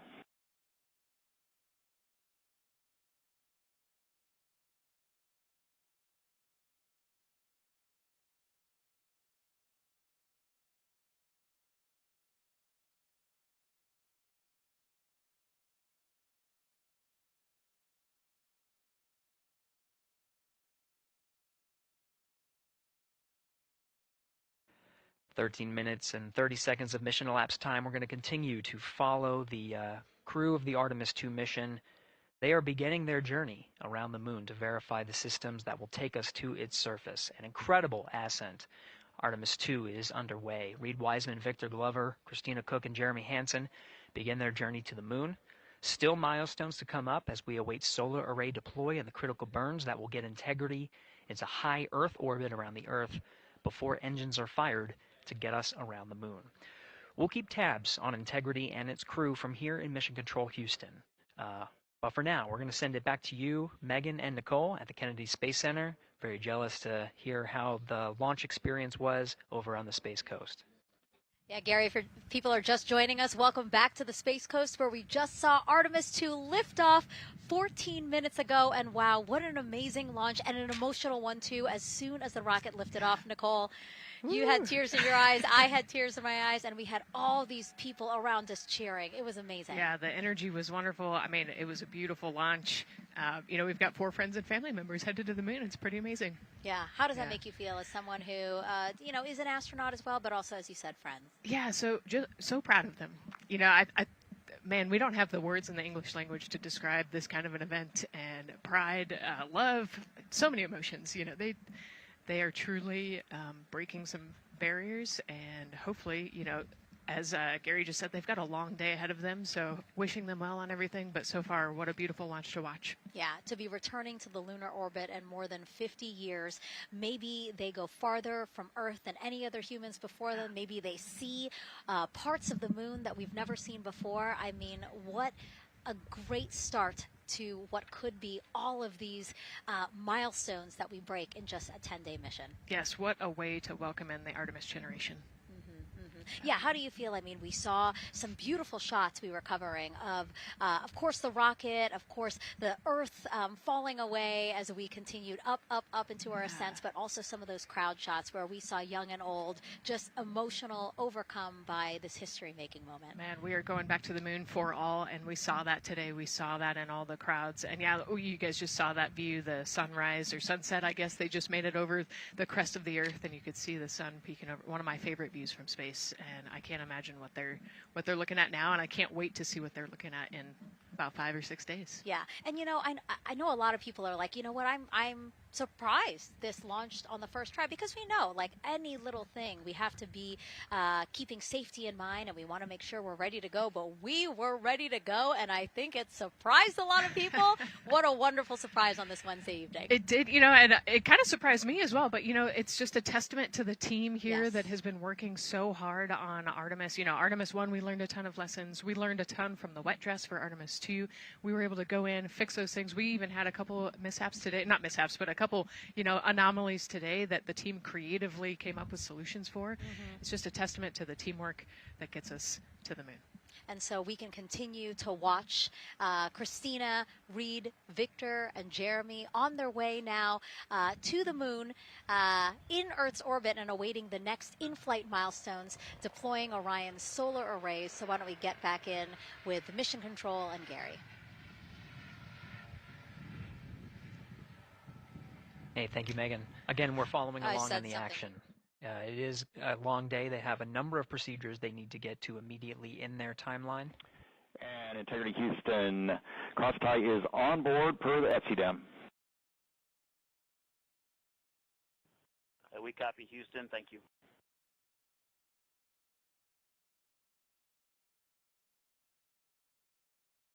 Crosstie referring to flight controllers here initiating a connection between some of the batteries aboard the Orion spacecraft, allowing for an even distribution of power. This is the flight control teams that took us through ascent of the Artemis II mission today. Right now we're, as you see, passing 18 minutes of mission elapsed time.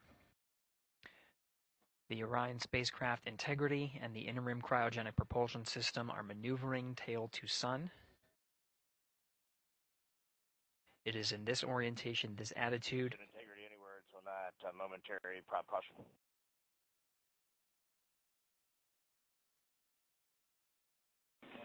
And Reed, no action. We're looking at it.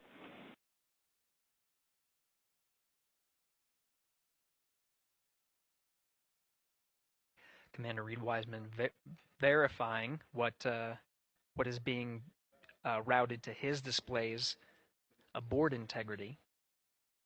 Propulsion engineer confirming that no action is needed at this time. They're pressing through with their nominal procedures to prepare for the perigee raise maneuver, and of course the solar array wing deploy ahead of that. The solar wing deploy is a critical milestone. We'll continue to have our coverage follow the mission until that deployment. Successful launch is just the beginning. The deployment of the solar arrays and successful confirmation that those solar array wings are drawing power is a significant milestone, and says to the flight control teams that we will continue on today's mission. Power needs to be drawn to continue through some of the next milestones. Until then, the AOA open option that was called up upon ascent, the aboard once around, is the current option, and the board to orbit option ATO will be switched to a preferred mode at the time that the solar array wings are deployed and latched. It gives the flight control teams a little bit more flexibility. Integrity Houston, update on TDRS handover for your pad.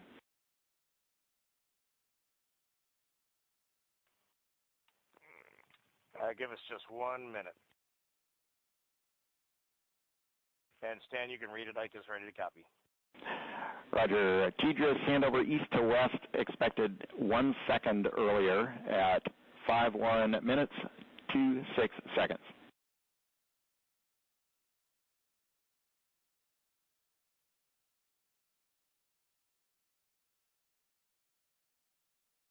Hi, Stan. We copy 1 second earlier for 5126 Tejas east to west, and saws are starting to deploy. Thermal knives are firing. We concur. Thanks for the report.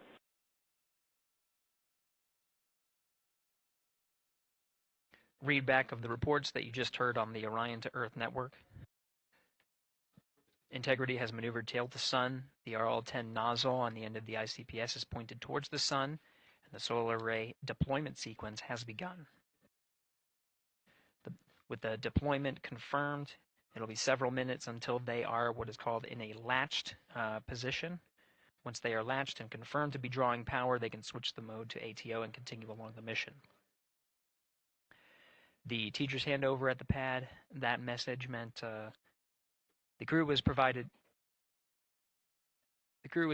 some preliminary numbers of when to expect handovers between the tracking and data relay satellites. Currently orbiting Earth at an altitude of 545 statute miles above the Earth, they are in a near-Earth network communication system. The tracking and data relay satellites, geosynchronous satellites that are stationed about 23,000 miles above the Earth. After the apogee rays burn, that occurs later today, the burn itself will put them in an altitude that surpasses the range of the tracking and data relay satellites, and they will transition to the deep space network today. And Integrity, for prop messages, we see 2 temperature measurements right near the line. It's that momentary message you saw earlier. We're going to suppress those. It's CM helium heater 2 T1 and heater 1 T1. They're going suppressed. Integrity, thank you. We see the same.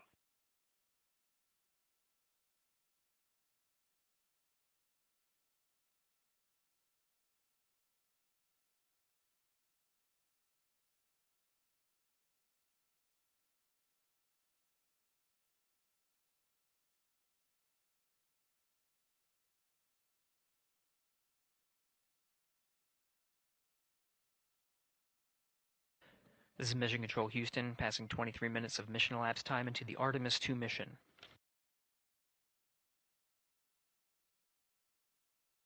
This is after a launch that began at 5:35 and 12 seconds Central Time, 6:35 and 12 seconds p.m. Eastern Time. Right now, the orientation you're seeing from our arrow visualization that translates some of the telemetry that we're getting from the spacecraft and puts it into a model so you can follow along on some of the milestones that we are following here. The RL-10 nozzle that you see at the left end of your screen, though it is currently not firing, that nozzle is pointed towards the sun, and the solar arrays are currently deploying. From this visualization, they look fully stowed in a position. Integrity, we are happy to report that Jeremy has the O2 sensors on. Copy O2 sensors.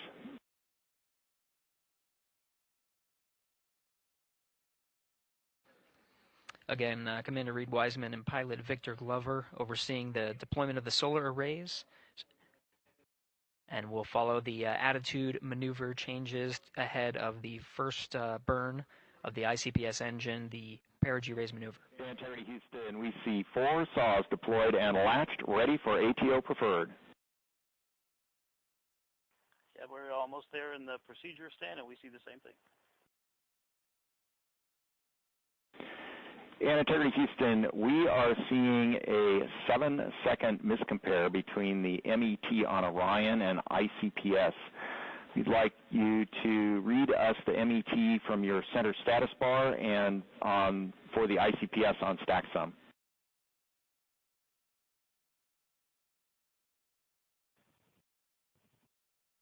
And Stan, we see a absolutely precise alignment. MET 25, 14, 15, 16, precisely aligned with ICPS MET.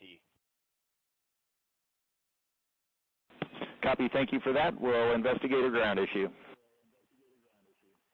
And Houston, Integrity, ATO preferred set. Copy. ATO preferred.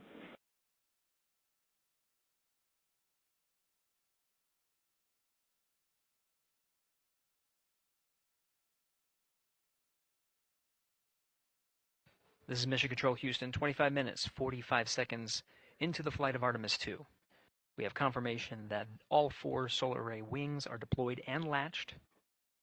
This is the configuration needed to switch to ATO preferred, which you did hear confirmed from pilot Victor Glover. That mode has been switched. There was also a discussion with Capcom Stan Love and Commander Reed Wiseman about the alignment of the MET clocks on the Orion spacecraft and the ICPS. Commander Reed Wiseman confirmed the clocks are in sync, no issues, they're going to investigate it on the ground. We're proceeding with today's mission. 26 minutes of mission elapsed time and counting.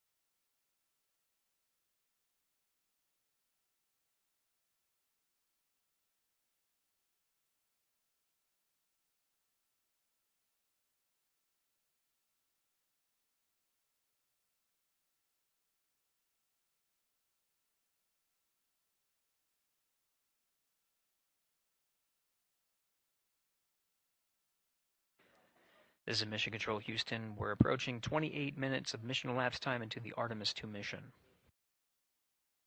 At this point, we've had a successful liftoff from the pad at 5:35 p.m. and 12 seconds p.m. Central Time, 6:35 and 12 seconds p.m. Eastern Time.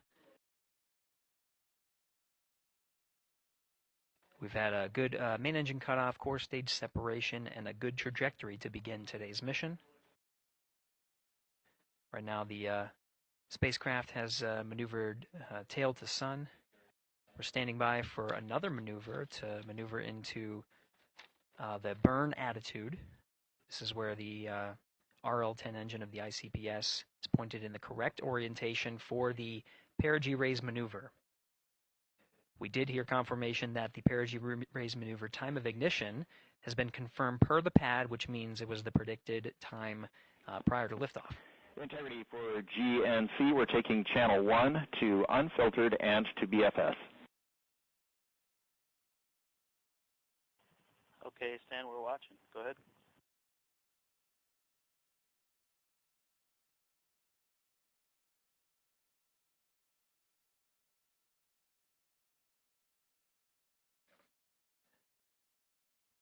Capcom Stan Love reading up to the crew of Integrity. They will switch the navigation source from channel 1, standing by for confirmation that that switch has occurred. Pilot Victor Glover will receive confirmation when, and as at least watching to confirm that that switch has occurred. Again, the perigee raise maneuver that we're heading towards, not too long from now, we're actually inside 20 minutes at this time from the time of ignition of the perigee raise maneuver. We did have a successful deployment and latched of all 4 solar array wings. This is the configuration needed to commit to the perigee raise maneuver. Of course, flight controllers here in Mission Control Houston will continue to evaluate that everything is good before committing to that burn. The perigee raise maneuver does raise the perigee, the lowest point in the orbit, from 15 to 100 nautical miles. The 100 nautical mile mark is needed to continue in low Earth orbit and hit the target for the apogee raise burn. That will put them in a high Earth orbit for the remainder of the day and set them up for the right position to execute the translunar injection and head to the moon tomorrow. The burn duration of the perigee raise maneuver is 26 seconds. A relatively short burn, but it does raise the perigee and do the job to get into the correct position before firing that main engine on the ICPS. The pad had a TDRS handover. This is the tracking and data relay satellites. East to west, they are geosynchronous satellites that are positioned around the globe. And as Orion makes its way around the Earth right now, above the west coast of Africa, at an altitude of about 923 statute miles, and counting.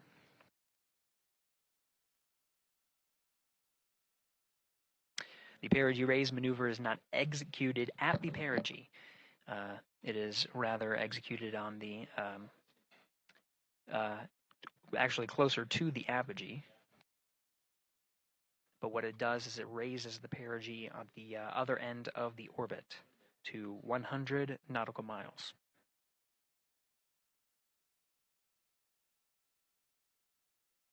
The 26-second duration burn does not conflict with the time that they've reported of the tracking and data relay satellite handover from TDRS east to west.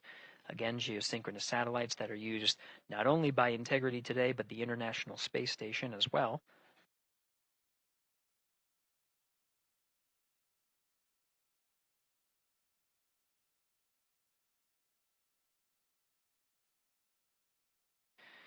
That time of handover is 51 minutes, 26 seconds. Plenty of margin before the perigee raise maneuver cutoff happens, and the trajectory is analyzed to see whether it was a good burn. A good burn means that the burn was performed as expected and sets the trajectory on course for that 100 nautical mile perigee target mark.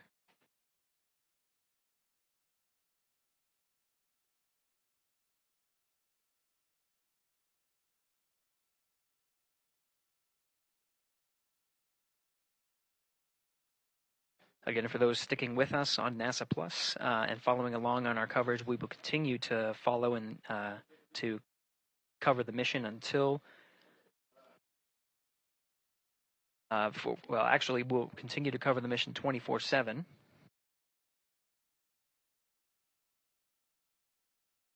But we'll wrap up our coverage here shortly. And now that solar array wing deployment has occurred on NASA Plus and Amazon Prime. Again, we will continue coverage 24/7 at the NASA YouTube channel. For those that want to see all of the upcoming milestones, there are select times where we will be coming back to NASA Plus and other streaming platforms. You can go to nasa.gov to find the latest on when to find those activities. Given that this is an operational mission, we do want to make sure that we are maintaining transparency in the mission and providing you all the information on what's happening in space as Reed Wiseman, Victor Glover, Christina Cook, and Jeremy Hansen head on their mission around the moon.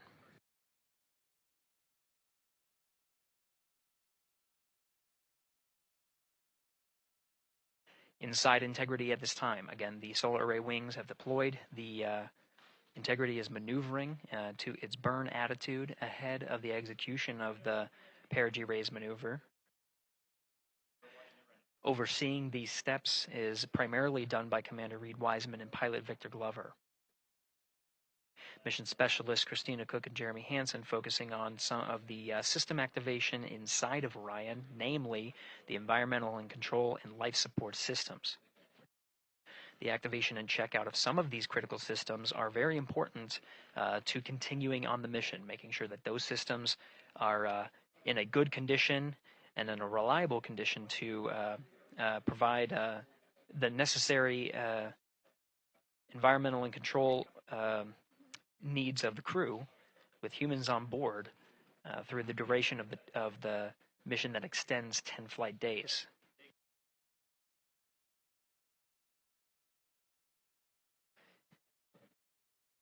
Standing by for an update to the perigee raise maneuver time of ignition. Should be read up to the crew very shortly. Integrity Houston, updated PRM numbers when you're ready to copy. All right, Houston, we are ready to copy. TIG is 2 seconds earlier at 4 minutes, 48 seconds. TIGO unchanged at 26 seconds. 49, 48, TIGO 26.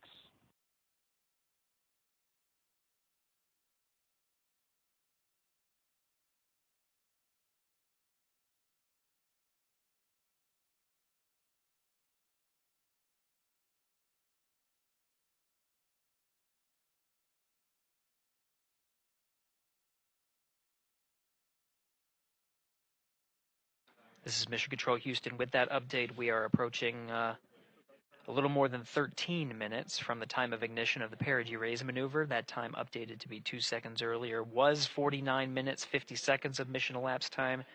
We'll now move to 49 minutes, 48 seconds. The duration of the burn, that's what was referred to as the TGO, will still remain at 26 seconds. Relatively short duration burn, again, just raises the perigee of the orbit today.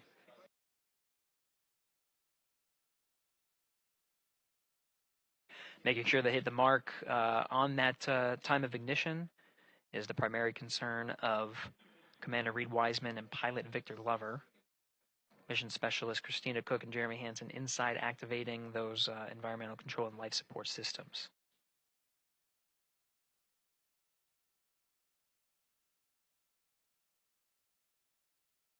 At this time, all 4 crew members are wearing the launch and entry suits.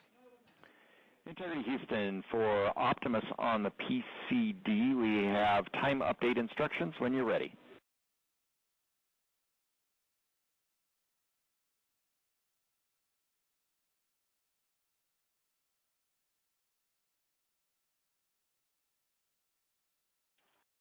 And Houston, Integrity, we copy. Hands are pretty busy at this time. I think we will call you back when we're ready for that.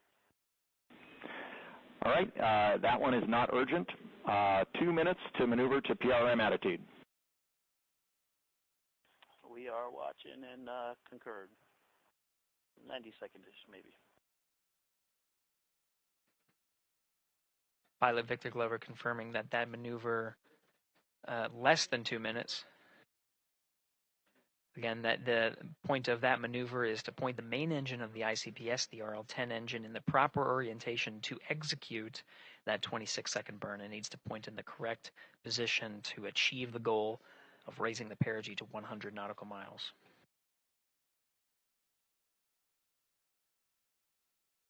You heard some of the environmental control system activations over Orion to Earth. Jeremy Hansen activated the O2 sensors. They'll be measuring the cabin of Orion.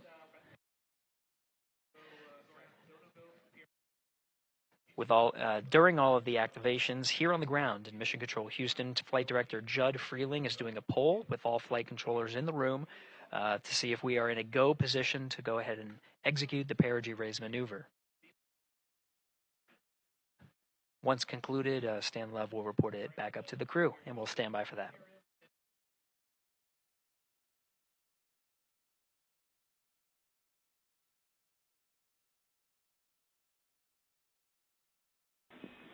Integrity Houston, MCC polls go for PRM pending attitude and saws.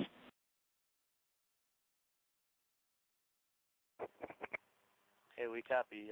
MCC is go. Maneuver starting.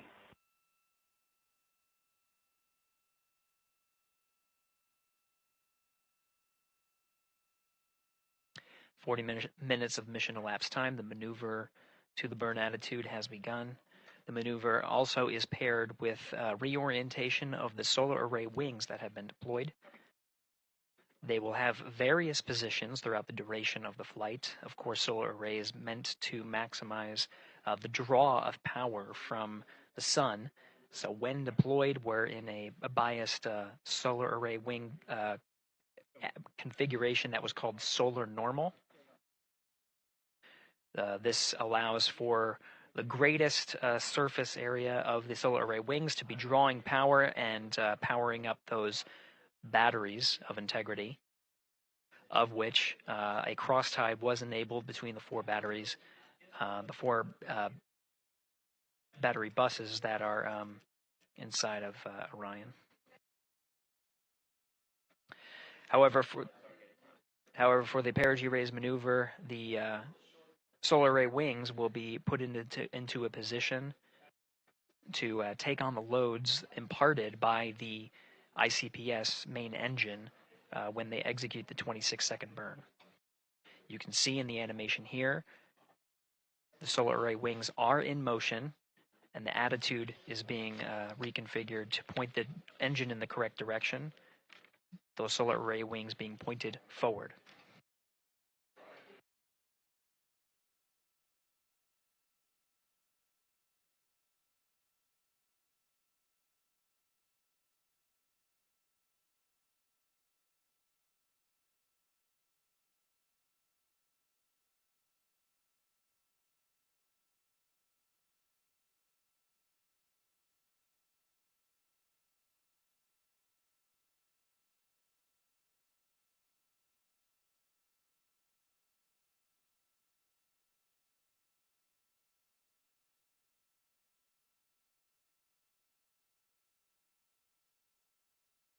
You're getting a live look inside the Artemis II mission flight control room. The team you see here oversaw the ascent of our 4 astronauts inside Integrity, launching at 6:35 and 12 seconds p.m. Eastern Time.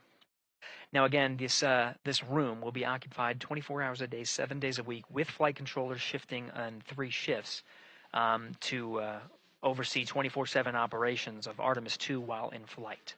We will cover that live on the NASA YouTube channel, and we'll be covering that around the clock as we begin to wrap up our coverage here on NASA Plus. Before I do want to send it over to our colleagues at the Kennedy Space Center.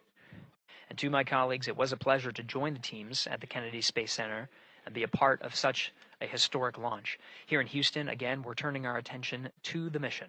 And for now, we'll say farewell and thank you to our colleagues there for today's launch coverage. We'll see you again soon for Splashdown. This is Mission Control Houston, sending it back over to Megan and Nicole at the host desk. Thank you, Gary. And yes, it was such a pleasure to be a part of this historic mission that started right here at Kennedy Space Center. It was such an amazing sight to be a part of.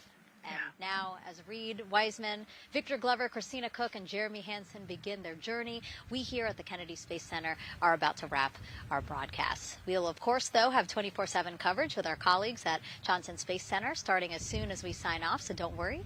You can follow along our 4 astronauts every minute of their nearly 10-day journey to the moon and back. Nicole, I'll definitely be watching it, and I'm sure you will, too. Yes, of course. You know, they just started, right?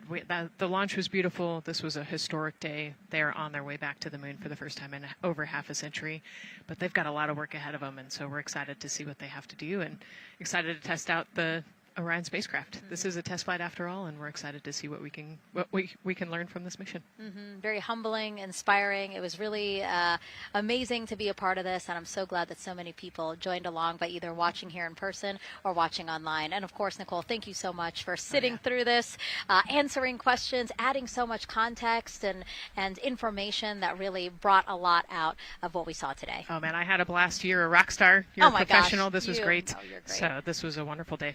Well, again, thank you so much, and thank you to you for watching at home. You know, tonight we didn't just launch a rocket. We launched the next chapter of human exploration. Our Artemis II crew now on their way back to the moon, and we're taking you with us. So thank you again for watching, and go Artemis II.